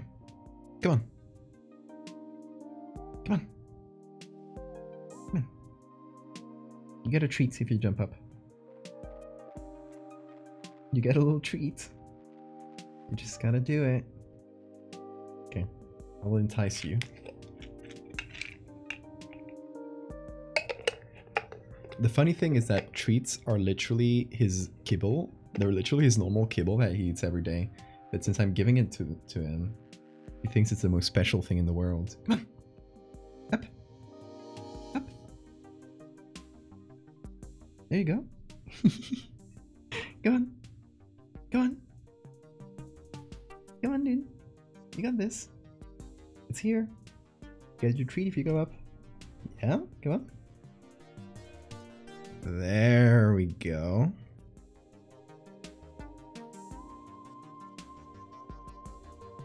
It's got a different mouthfeel when it's hand fed, exactly. You gonna stay down here? Okay. Guess he wasn't much in a shoulder mood. I do have to go around his legs to be able to work, but that's fine. I will accept my fate. So be it.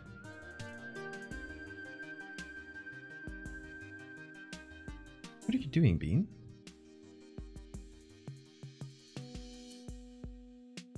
What is he thinking? He's currently covering my layers, but honestly, that's not so bad.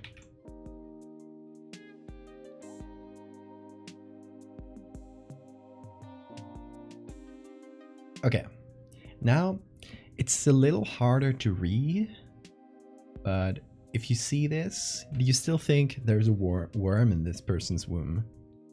Knowing that you're looking at us at an ultrasound of someone's womb.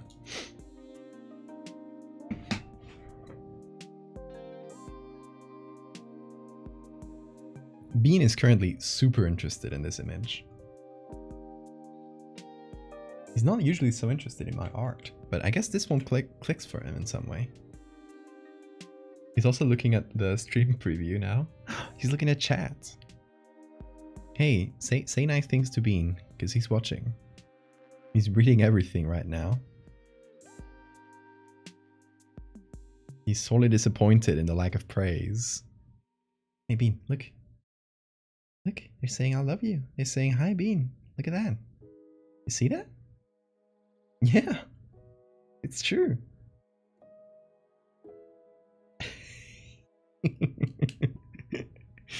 He's so sleepy. Look, they're saying you're very soft. That is true.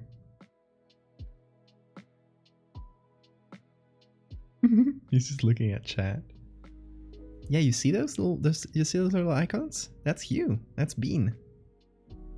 It's a Bean emote. Ooh, big yawn.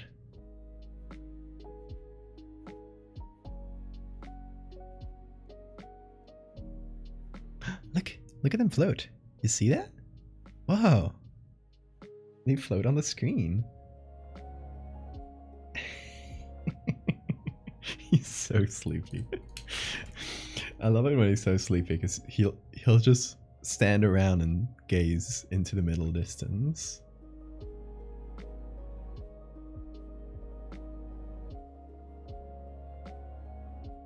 Bean taking over the stream? False. It was a stream all along.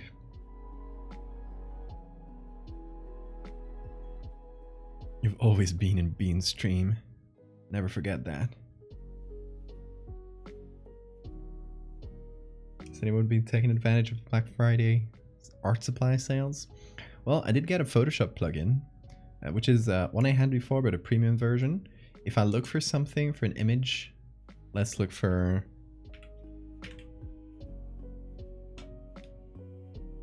Sammy's cats. It searches in a bunch of different pages for free stock. So all these images we see here are free stock. And just with a single click, it puts them on my Photoshop documents. Boom, there it is. It should save quite a bit of work. Look, Bean, it's a bean. Like, what the hell? What the hell? This cat's huge. Yeah, if I move around, he looks at the cats. Oh, Bean, he's just like you. Maybe he's thinking, like, about his family. Does he have siblings? I assume he does, but not that we know of. There were no other Siamese cats in the area where we picked him up. So we don't know. He could have siblings that were not Siamese colored, because that's a gene that can or cannot get passed down. So if only one of his parents were Siamese, he could have been the only Siamese looking cat in his litter. So we don't know. Bean is super fascinated by the screen today. He's looking at my preview. He's looking at me.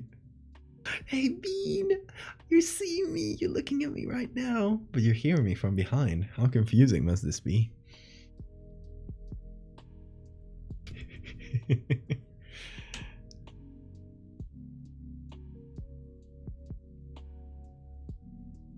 He loves the screens. He's kind of covering them, but I don't mind.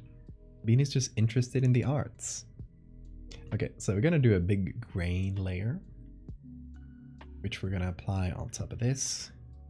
And let's see. So it gives us this very soft grain that I like, but it's clearly too small for our needs. So what I'll do is take that layer, make it bigger, and do that several times until the size of the grain matches the size of the grain here. So still a bit more.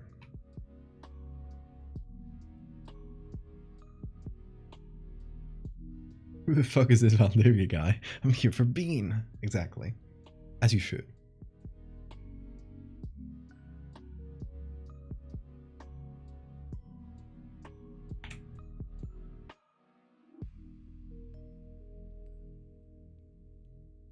This is a little better. Just giving us that standard graininess. Barry, thank you so much for the follow.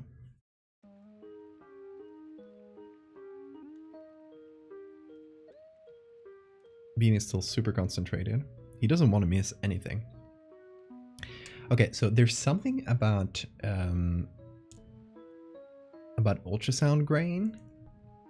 If you look at the grain here, it's pretty much just a normal grain. It's round.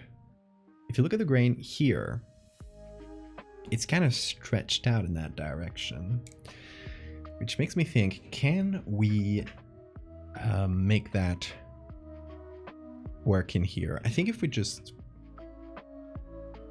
Okay, let me see. First of all... Oh, hey Bean. First of all, I'm gonna only apply that noise over the worm. Oh, you going Bean? Okay. Thank you, Lemur. So we only apply that here, and then we do a transform. And we do a couple things. We make it fit the angle here, which will stretch it out at the bottom. And then we do warp, which lets us give it that same shape.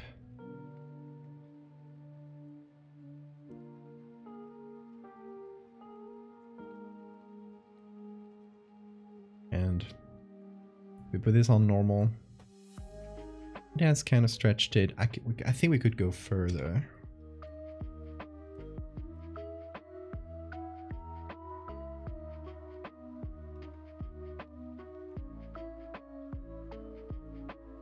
Maybe a blur?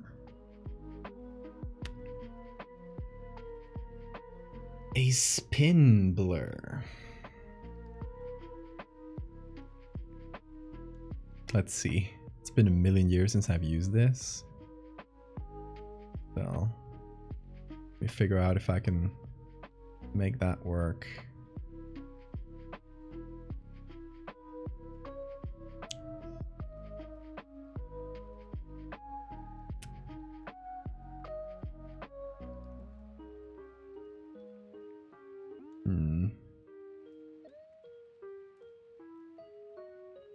That does work. Not the best, but it works fairly well compared to what the noise was looking like before. Oh boy, that's gonna be a load. Hey Bean, does that mean you want to go out? Yeah. While this loads, I'm gonna open the door for Bean.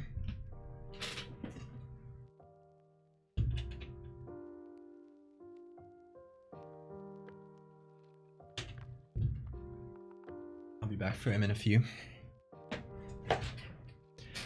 Oh boy, that sure is a load. I hate loads in Photoshop because it's where most of the things go wrong. Like, it's usually during a load that Photoshop can crash.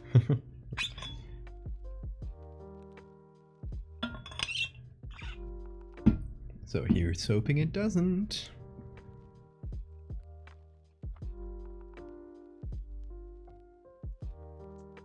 Come on, you got this. Yes. Okay, now I'm gonna save because I got a little spooked.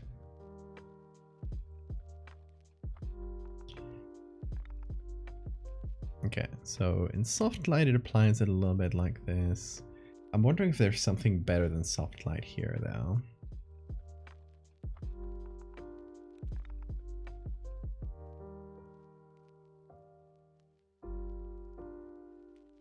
Overlay doesn't make much of a difference.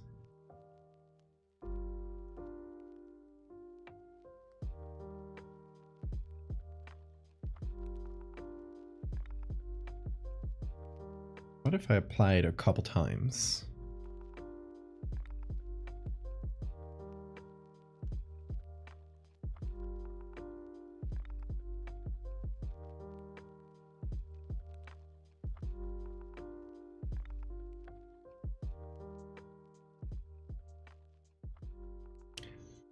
Okay.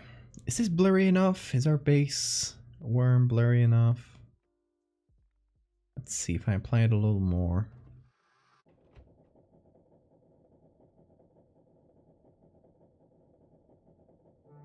I think somewhere in between, like 7 and 8.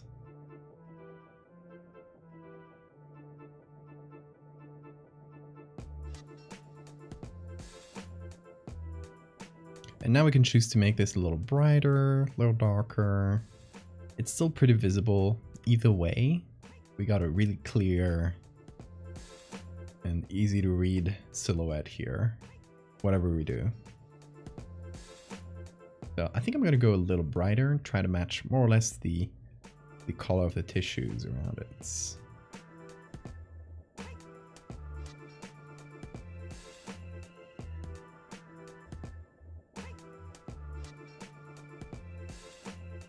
Okay, does this look like a worm inside someone's womb? Hope it does. And I was wondering if you should have some of those like measuring things. Okay, so I guess you guys, I'm gonna assume most of you guys have never seen an ultrasound like live as it was happening. You got a little like trackball in ultrasound machines where you can like move a cursor to different parts of the screen as you're doing the ultrasound, and just draw a line between two places and it'll just measure the size. So if you need to measure the size of a cyst, for example, you'll use that, and they usually appear in like screenshots of these machines. Case in point, here they are. Those two little markers, that's like 1 and 2, and you'll usually get a measurement like outside the screen that says how big it is. In this case, there's a measure of the entire length of the embryo. In this case, again, we got two little crosses and some dots. It says D1, it's like distance 1. And then in the screen, we go look at this. There's no distances measured here, but it should say like somewhere in here, it should say D1 and the size that's measured. Stanley Duck, thank you so much for the follow. Okay, so that said, we got a D1 here, which is already in place. I guess the D1 should be moved.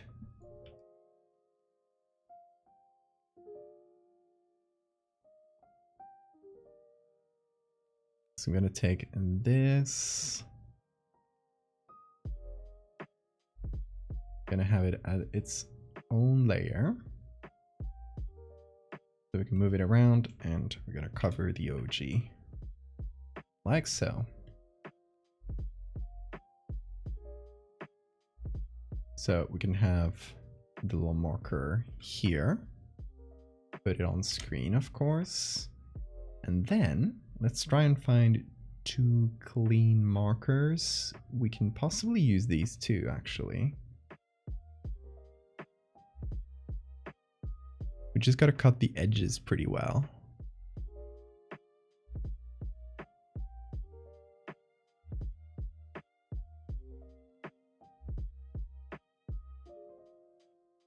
This one's kind of yellowish. I don't know if that's meant to be, or if it's just an artifact of the photo.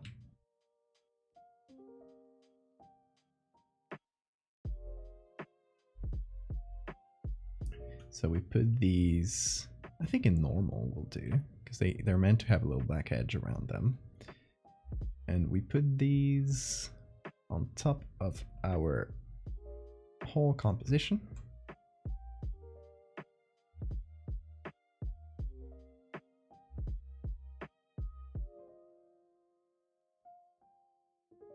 And now we can take the measurements from here to here.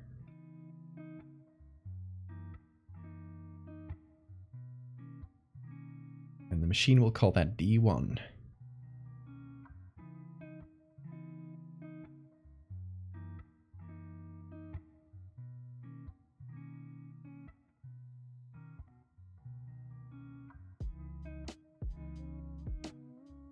undo some of my janky selection work.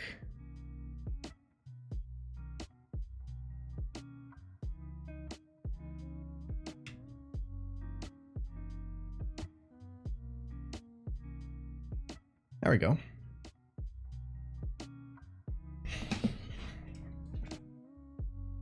Okay, now with the measurement, now it actually looks like an ultrasound. I know that nobody would really care about this sort of thing, but I've just seen enough ultrasounds that I don't think it's really rare to see an ultrasound without any measurements in the middle. And I'm wondering whether there's no little dots in the middle. I guess that depends on the machine. Any conspiracy theorists? See, that's something we want to kind of avoid. We talked about this in the beginning. So one of the things we want to avoid, because especially in the US right now, there's a lot of discourse around abortion and like a lot of like anti-abortion people, forced birthers, who use a lot of misinformation and like, you know, literally fake stuff to scare people out of abortions. And so we want to use something that, if taken out of context, cannot really work. Like if you just show this image with no context at all to a layman, they can't tell you it's like you're looking at an ultrasound of the uterus, right? It just looks like, oh, there's a parasite, a worm in there. So if you take it out of its context of me telling you that this is the uterus, they can't really use it as ammo. At least that's my goal here.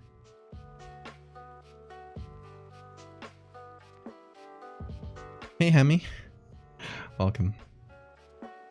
It is just a single bab, a single big worm.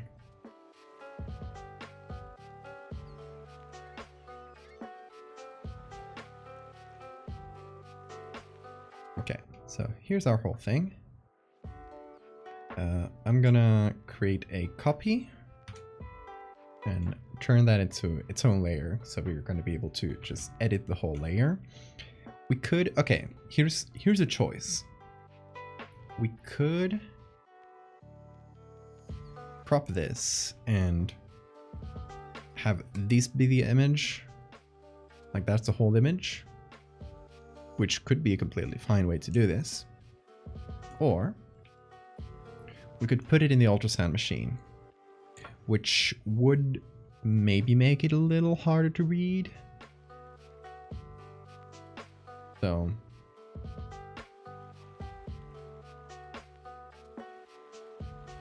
has its pros and its cons, but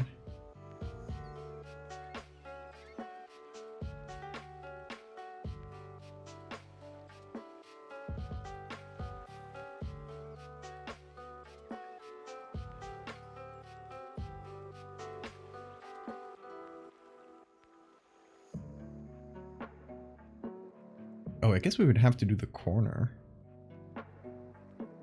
Has to go a little lower. This image is not really well cropped, I guess. Although I guess ultrasounds kind of do that. Yeah, the real one is cropped too. Ultrasounds are just kind of janky machines.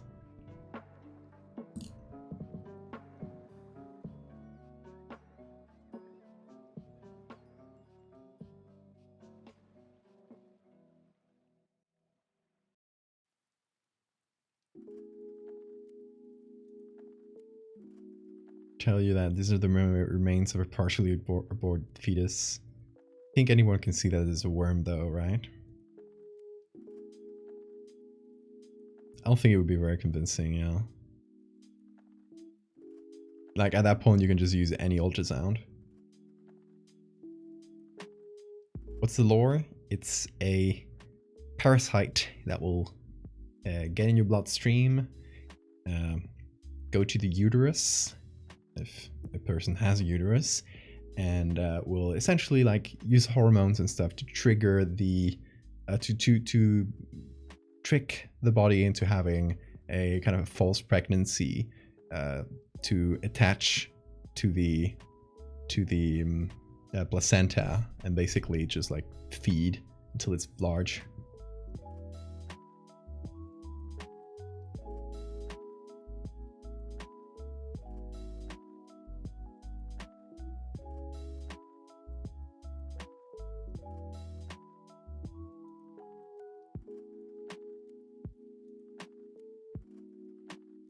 Okay, we're gonna colorize that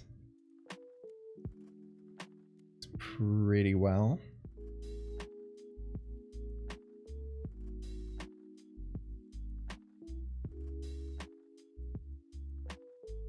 I may add another copy of itself on screen mode and make it glowy.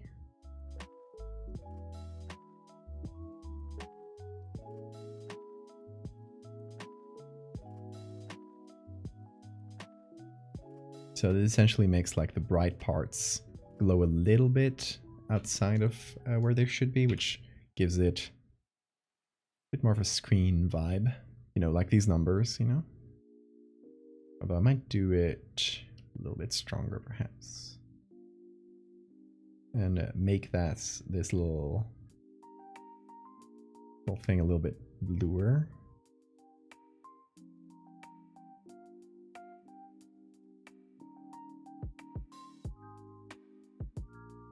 And move it a bit to the right and down. Oh, let me get the cat, because he's probably waiting for me now.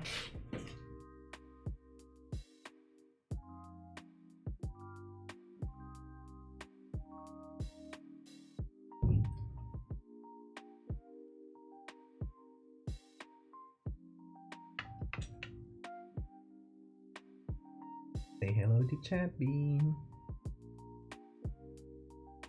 Say hello to Bean Chats.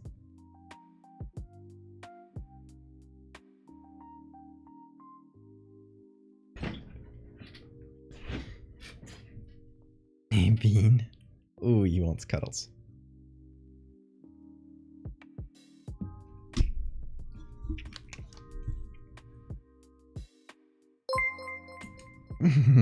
Look, listen. Bim, bim, bim. He stopped to listen at his own name. He knows. Here he is. The man.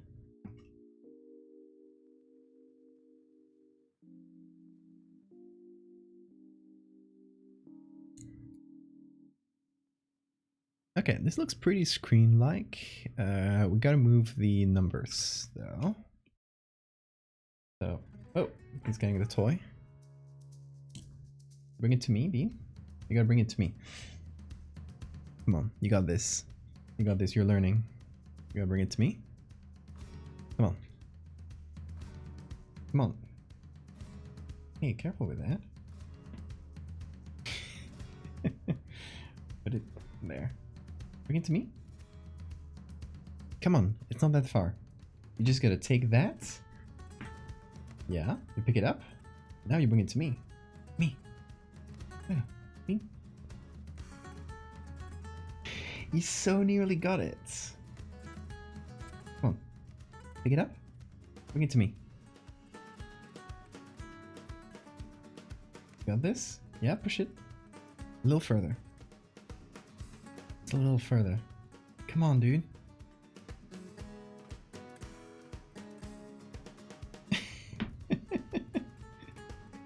Come on. Give it to me. Push it a little. Push it a little. Come on. Your hand like this.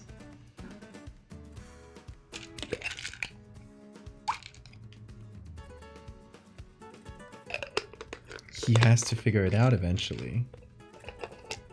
Like, he knows he has to pick it up and do something with it, but he just like stays there. He just like picks it out in his mouth and then drops it.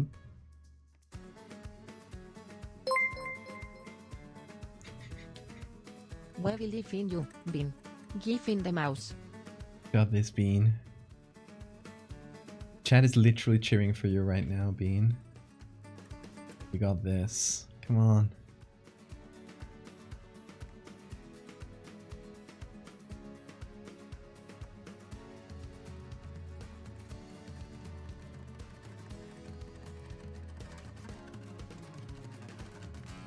Okay, let's hit content to fill.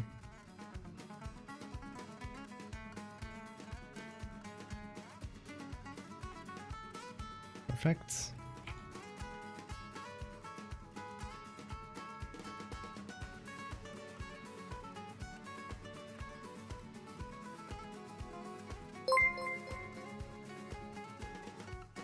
Vinnis vuosi misombins.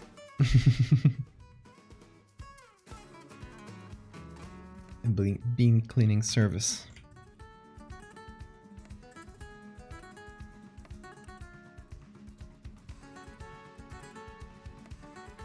Let's put this on lighten.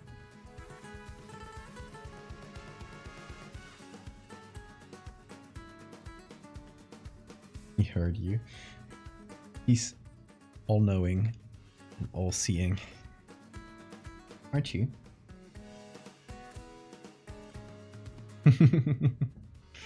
Little kiss.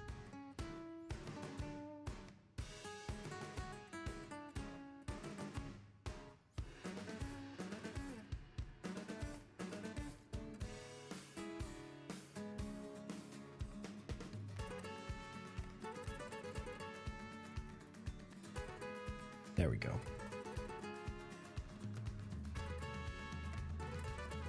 And I guess I should make this bigger too.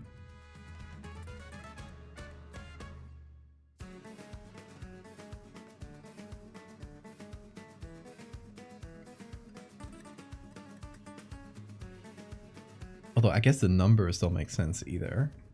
Because this is initially looking at the heart. So it's looking at a much smaller thing.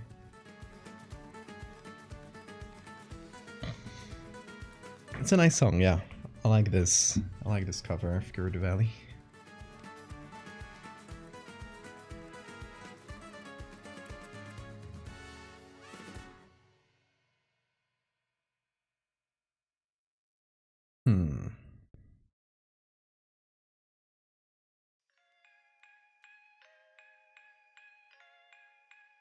Let's remove a couple things from our ultrasound. Like this.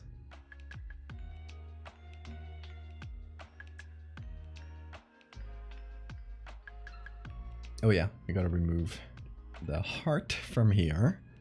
Because we are not looking at a heart, believe it or not.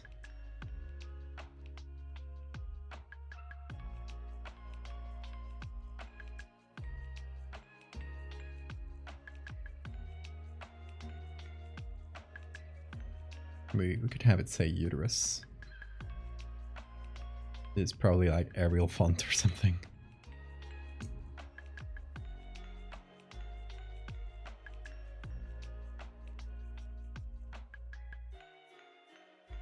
Oh, there we go.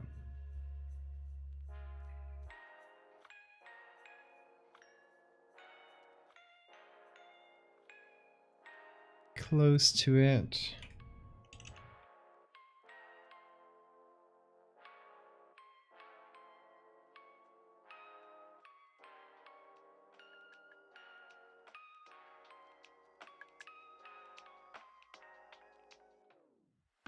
Oh, going to his little bed.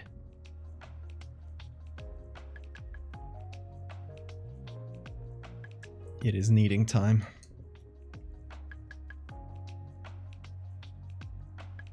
There is much work to be done. That's pretty much correct.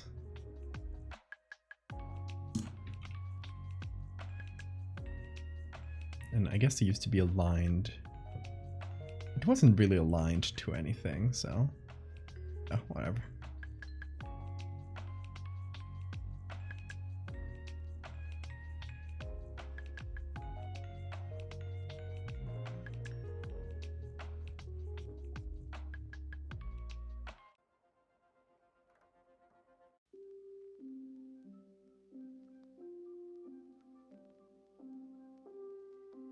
Okay, so we take this. Now I gotta make that blurry.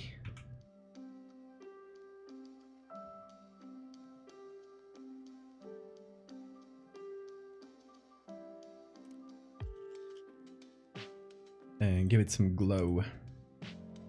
Oh, there. He's an amazing baker. He does great. Oh, he's licking his butt. Only a little.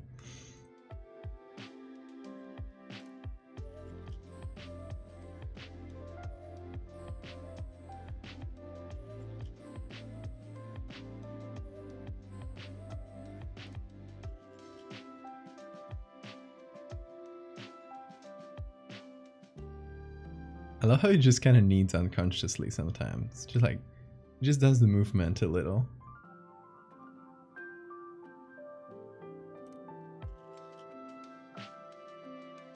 Okay, that now it says uterus.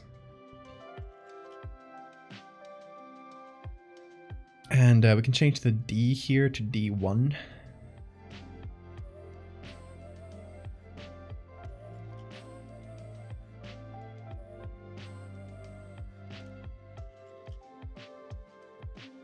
So I can take the 1 here.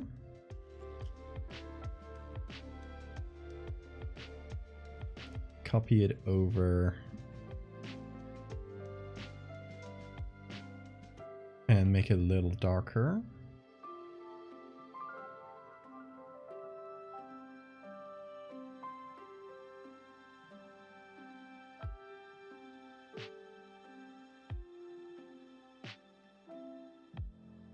Plus some color.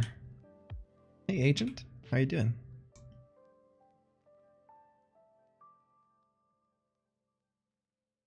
There we go. That D1 is looking pretty okay. Now we have to measure the distance. Oh boy. Okay. We can just guesstimate here. Our base photo here is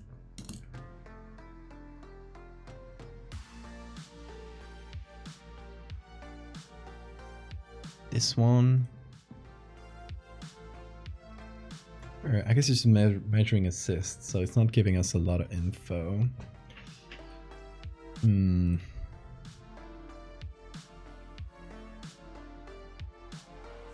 can check here. Okay, this embryo 10 weeks.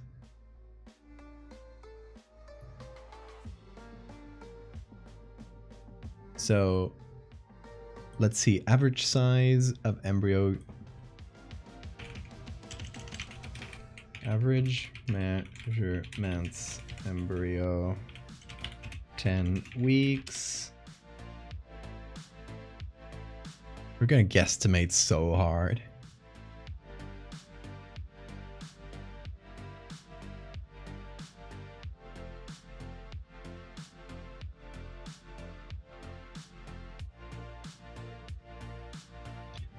Ten-week embryo, head to bottom length is about 3 centimeters. I guess this would be a little more than 10 weeks. Just seeing our base photo, wherever our base photo was.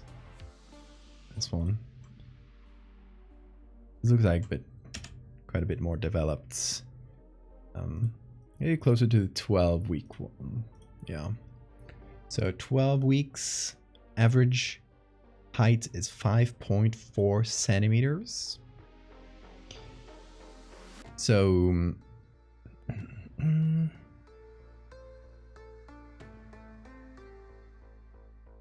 this, if the whole height here, this whole thing approximately is 5 centimeters. This could be 0.9, 0.8 centimeters. Quick guess. We got an 8 here, so we can do 0.8 with the numbers we got here. So let's just go with that. Very big yes.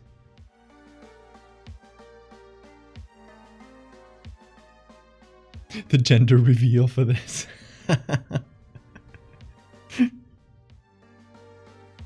You pop the balloons and they're full of worms.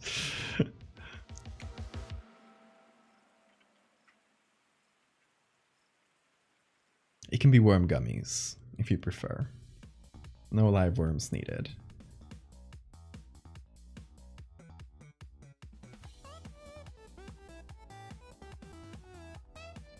Okay, let's make here a 0.8. So we just gotta change this 5 into an 8.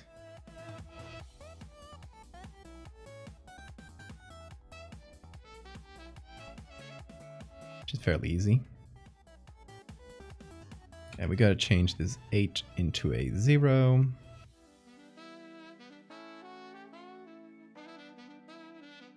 And now, do we have any 0 on the left? No.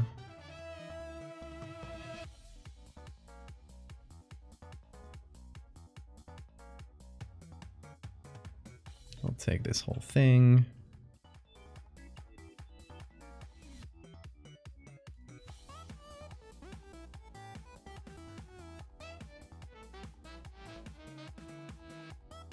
And what I'll do is real quick create a copy of the layers of all of them and just select this out of them.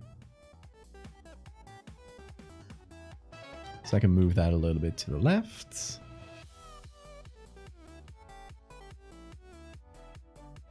There we go.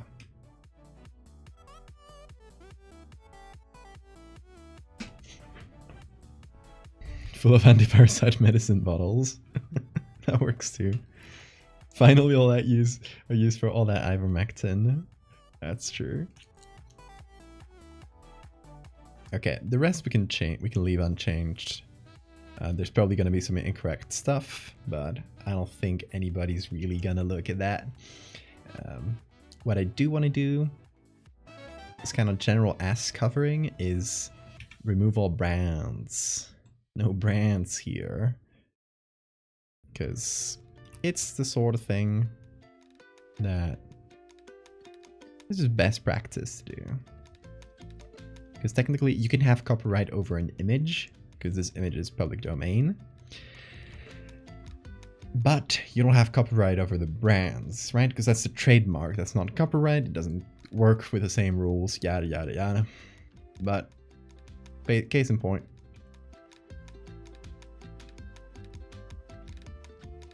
better to remove it. It's just like, you know, if you use an old photo and it has the Coca-Cola logo in it, you technically can't use it because there's the Coca-Cola logo in it, unless it's like incidental, right? But you can use an old, very old ad for Coca-Cola if it's in the public domain, as long as you remove the Coca-Cola trademark from it. I don't know, I'm not a copyright expert. That's just what I get from copyright law. So, I could be talking out of my ass. And I probably am most of the time. Okay, so now we have no brands. This is a perfect place to put my brand, because I'm launching this ultrasound brand.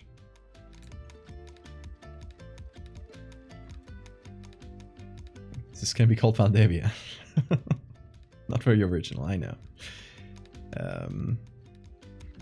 But maybe not metal here, because it's going to be a pain to recreate this. We just have an A to use, kinda. Yeah. We're just going to recreate it on the screen. That's a bit easier to do.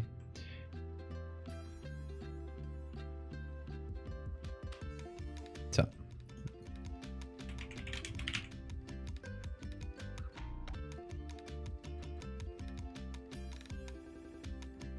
Let's put this all the way up here. There we go.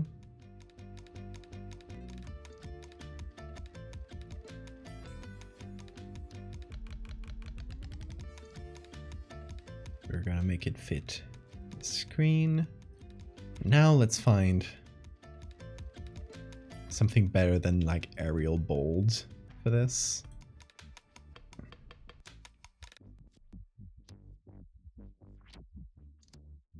But it still feels pretty clean and medical, so something sans serif.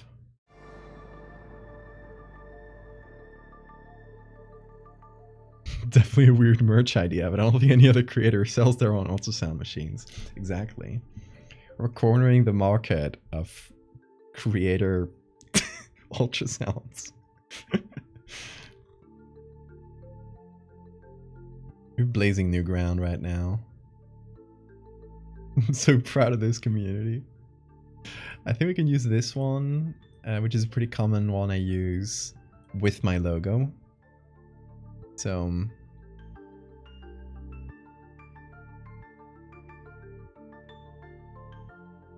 we can use this.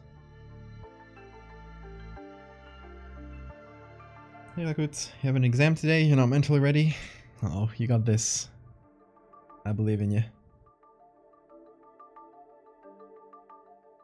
What subject is it?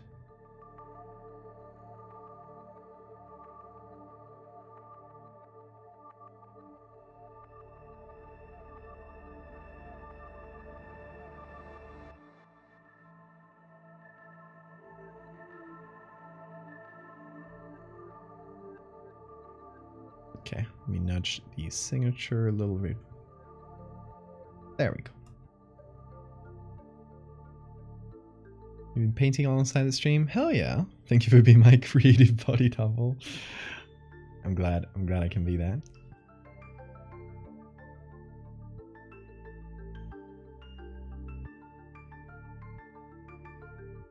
Should it be like Valdevia sonography or something? Or Valdevia medical equipment? Oh. You know, to distinguish it from like Valdevia Arts. There are different branches of the same multinational company, you know?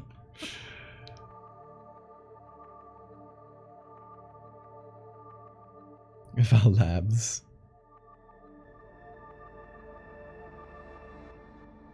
Or just, no, just Valdevia Medical.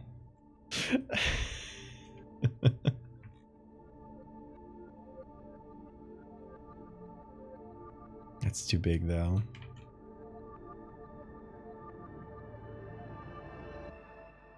Medical Labs.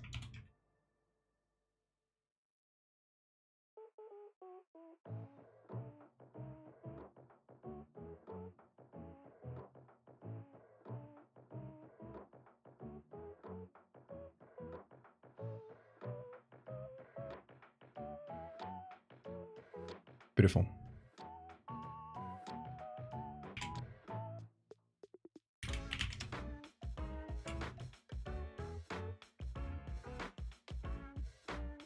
We can change the color too.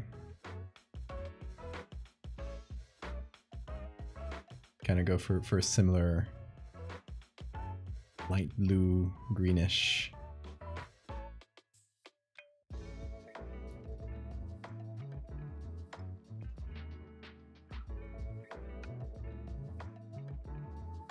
Check the OG here. It's kind of blurry. But let's give it some glowy. Italian oral exam.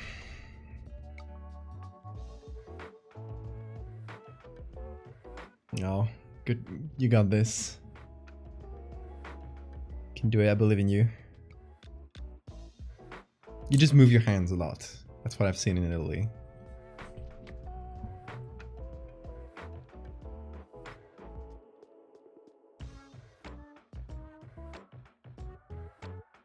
And just say like presto for anything. Presto.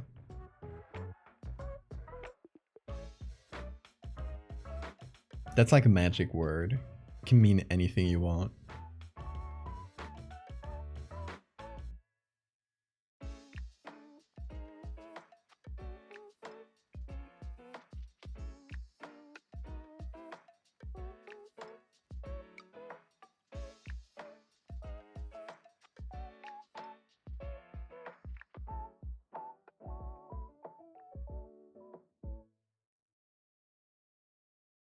I mean, that's not my most inconspicuous signature, but why not, right?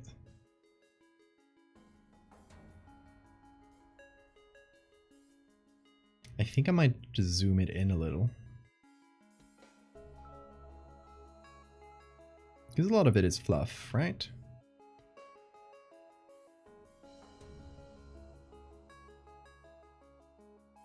As long as it mostly just looks like an ultrasound screen. Blowing it is the call of oral.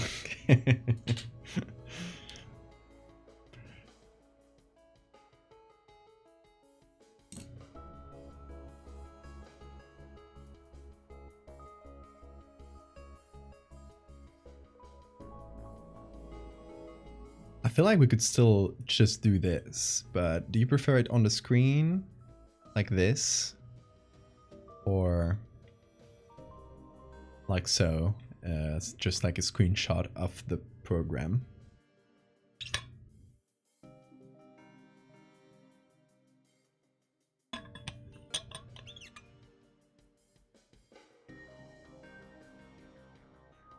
Both? No, there's no compromises here. We gotta post one.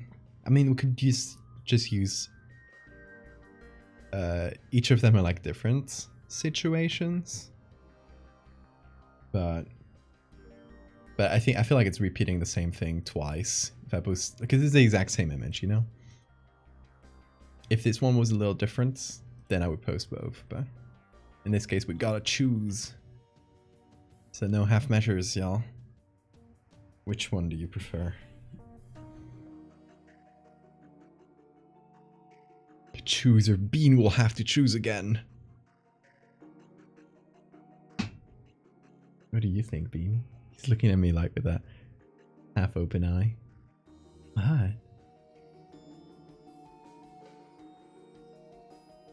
He knows the answer, but he doesn't want to tell me.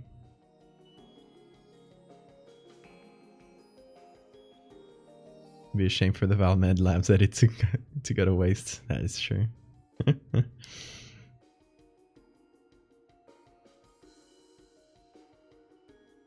Then let's go for this one.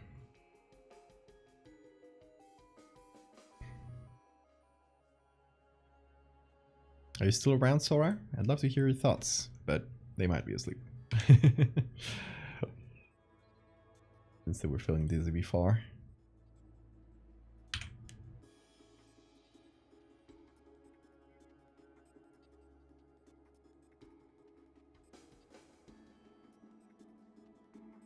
Okay.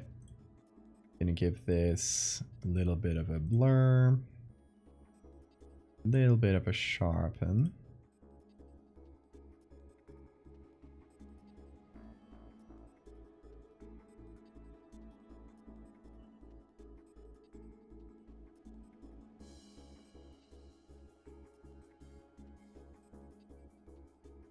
And then I'm gonna give it some like greenish tones. I feel like those colors go well with like medical horror. Still gonna try and make it feel like a pretty organic photo, like a pretty natural photo. I'm not gonna edit the colors too much.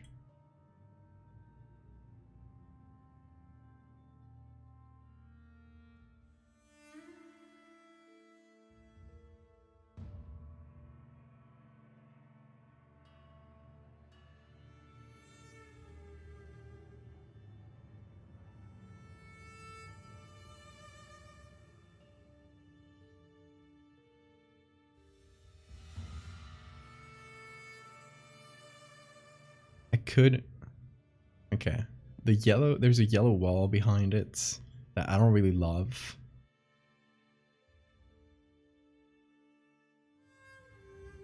Could desaturate that or change the hue to a more... okay, I'm gonna make it green and pretty desaturated. There we go.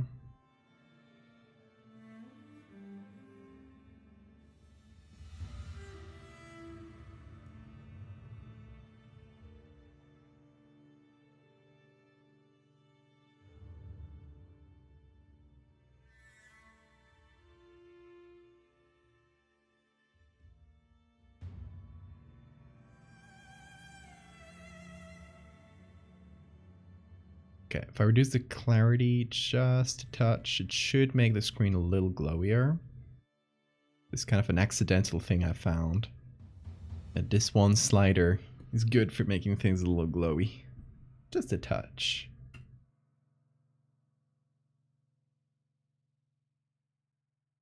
Okay, got a little bit more contrast out of it.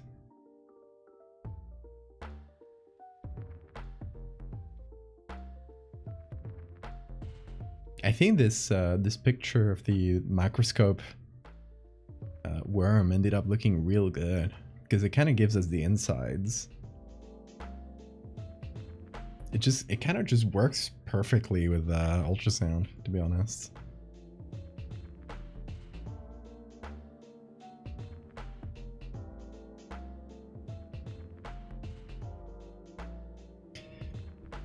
You know, I know there's a commission, and commissions tend to be a single image, but I like this concept, and I might do a second image for this.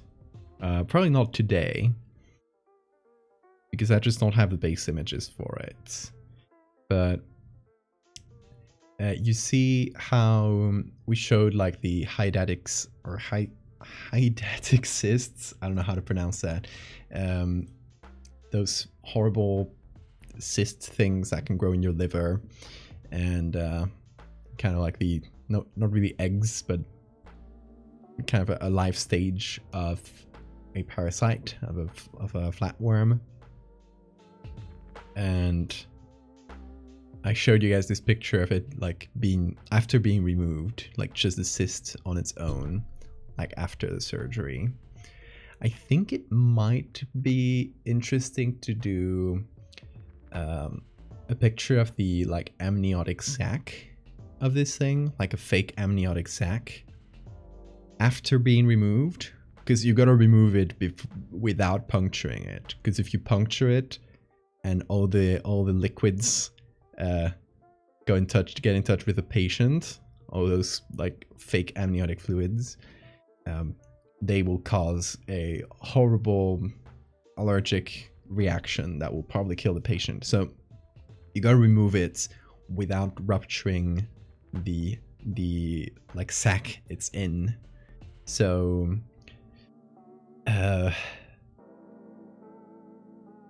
so it might be interesting to just do a photo of like a veiny sort of semi-translucent sac with the shape of a worm just squirming inside.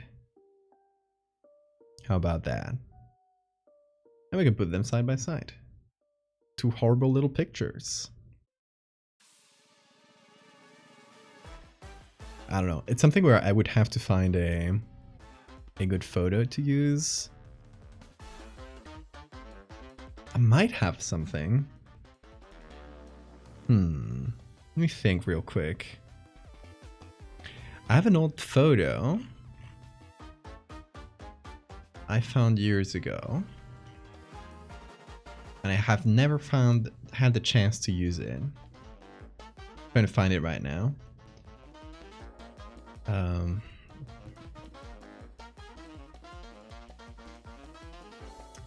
No, it's not here.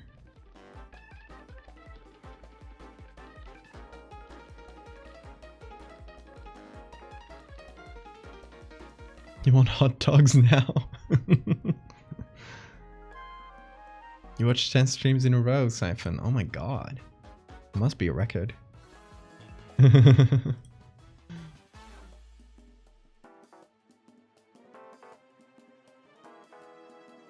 Oh, it's here.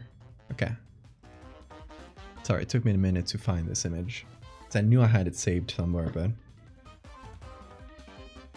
it's not this one.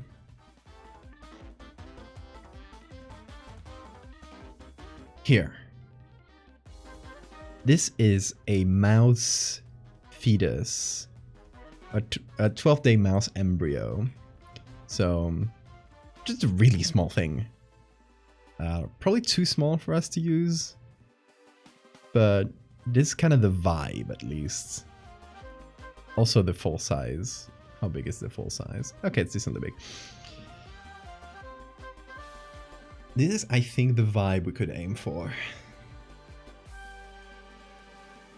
Of like semi-translucent ball, and inside we can see something squirming, like coiling inside.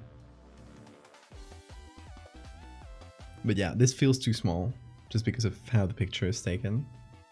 So maybe for textures, but I think most of all for inspiration.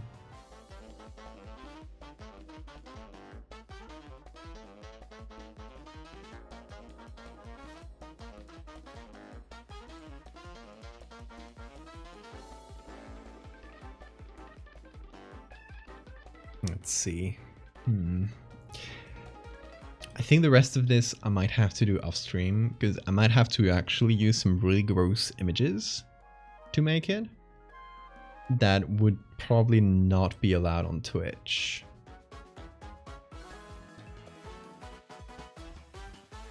Because I got images of placentas. I have plenty of them, and they are very nasty. Probably not stream safe. So I'll think about this. I'll think about that second image. I'll talk about it with Sora, because they seem to have been knocked out during the stream. Show us your placentas, coward. Instantly gets banned.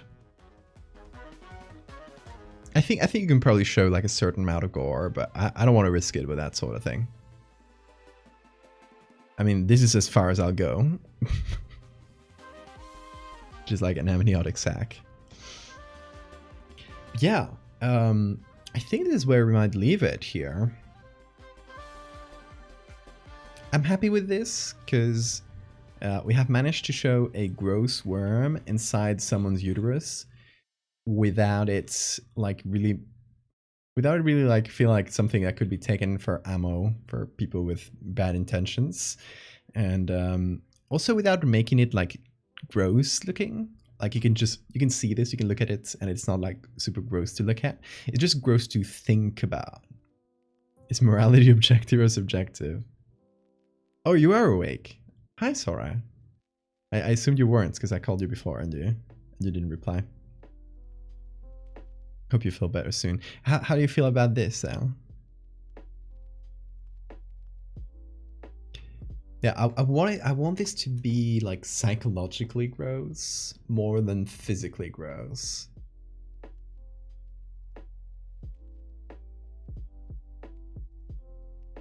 So something where the text will probably do more heavy lifting than the image.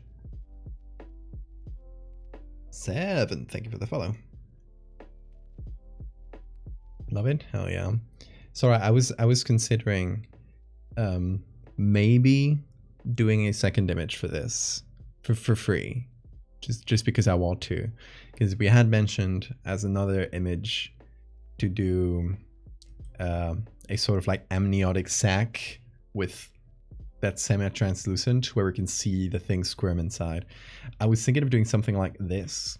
Probably not using this image because it's a good image, but it's very small and not really, like, the size doesn't feel right for what, you know, would be baby size if you got it out. So I might just throw this one out, do that one in for free, but I will not be doing that on stream because some of the images I would have to use. Dangerous. Psychological and spiritual disgust, exactly. I would imagine that'd be a pic that the pregnant person would text their partner. Maybe. Oh, he's so sleepy. A little roundworm. Oh, thank you for the save reminder. Yeah, let's save this as a JPEG while we're at it.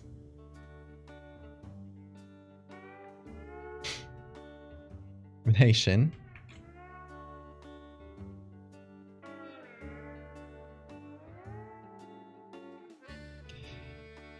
But yeah, it might have to wait a bit longer, Sora, if you don't mind that, for me to get to the second image.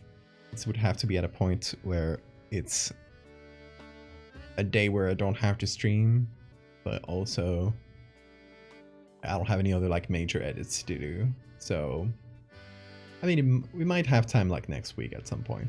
We'll see. You were just scrolling through my Twitter? Going gnarly? Hell yeah. That's the intended thing. Oh, if you want to check my art more comfortably without social media getting in the way, check out the website. You could read all my art there, all my stories. They're grouped up in little collections for a lot of them. So there's a medical. If you really want to get like the gross out ones, go to the website there and click on the medical horror collection, and that will give you. I'll give you the nasties. Which this one will be in that collection. Oh, Bean, he's so sleepy today. So nice. But yeah, I think that is where we're gonna leave it for today, y'all. With a gross little ultrasound that's gross psychologically, but not gross physically. I think that's nice. Do you think I'll feel less dizzy if I put an ice pack on your forehead? That's more for like fever, and that's not really something I would recommend for fevers. It's kind of a like bulk thing, but you can try. It won't hurt to try, but I don't think it would do much. But yeah, y'all, I hope you have a fantastic day, fantastic time zone, wherever you are. We will be seeing each other on Friday, if all goes well. I mean, Friday's my partner's birthday, so I don't know, I might change the hour or something to fit that. But yeah, if all goes well, just Friday, regular hour. I don't know exactly what we'll be doing on Friday. We have a couple other commissions we could be doing, or we could do some personal art. I don't know yet. On Monday though, we'll be doing some pet monsterization commissions, a couple of them. That'll be fun. And next Wednesday, if all goes well, I'll be doing a collab stream with Lou, my friend Lou, at LouSef on Twitter, where she'll be doing some painting, IRL, and I'll be doing Photoshop, and we'll be splitting the screen, and it will be Terry themed. So I think that is where we're going to be making the next image in the Terry series. So that's fun. I've been looking forward to that. That's going to be next Monday, 29th. So yeah, I know those two Monday and Wednesday streams for next week. I don't know yet what we'll be doing on Friday, but you could do several things, so it'll be a surprise. Yeah, sleeping will help, Sora. I hope you sleep well. But yeah, look forward to that. Y'all, thank you so much for being here. Say bye to Bean and to me, and see you real soon.